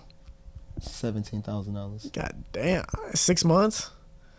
It's a No, that's the man. lawyer. That's not the bond. No, I'm saying 6 months though that you were dealing with this. Like the whole 6 month process you being locked up. Was that how long it was? Sitting in Yeah, I was sitting in waiting jail. on trial. That's fucked up, man. So I was really in jail. I was in jail with like Supermax. I was in Supermax. God damn. RJ, how many years do you avoid though? Could have been 3 to 15. so. No, that doesn't. Fuck that, bro. You shouldn't have been in there in the first place. Is my whole thing. Because I mean- that's the stupid. No, I know I shouldn't have been in there. It was a stupid decision. I'm saying. No, I'm saying for like the fact that it happened in the first place. That sucks. But how old were you when that happened? This was like 2015. God damn. I didn't. Man, I can never You imagine. beat that shit though. Boy. 17K later. Right. Fucking A, bro. Was Nah, it? but if I would have had that cheese, bro, I would have been in prison. Oh yeah, that's the prison system. No, that's what it is. If you ain't got no money, bro, if you ain't got no money, you going. If you don't have, bro, listen, if you doing bullshit in your life, if you don't got no money, you're going to jail. Yeah, you know what you get to do? Stamp out license plate for. You know. Oh no, I done been in some wild ass stories. I done been with a rapper and they didn't told me we about to go on the show to Texas. We about to drive to Texas and do a show. We didn't got to Texas and there was no show, bro. This was just not a show. This was something totally different than what I thought it was. And then we done came back and I didn't got paid to DJ and I didn't even DJ a show. What was it? Like- Oh, it was a drug deal. Oh shit. Yeah, it's just fucked up. All right, man. I think Phil's kicking us out, man. But RJ, man, I really appreciate you pulling up, man, doing the music reviews and obviously like getting down to sit with you and talk to you, bro. It was really great energy and great stories. Hopefully, you motherfuckers learn from him, bro. Soak up the knowledge, be entertained, but also listen to like the steps it takes to kind of succeed or pathways you can find in this industry. Is there anything you want to say to anybody or shout out anybody or anything like that? Follow me on Instagram at RJ Lamont, RJLAMONT. Follow me on all social media, same shit. Yeah, and be more active. If you watching this video right now, comment on all my shit. DM me, I respond. Y'all need some beats, hit me up. Want to get fucked on OnlyFans? Vanish photo behind the camera. Right, my OnlyFans slap though, but Okay. outside of that, appreciate Kid L. Do this again next time. You bring me back. And yeah, we could review some more people's music. Show. It's on. Vanish photo behind the camera. Parallel Sound Studio. We're out. Peace.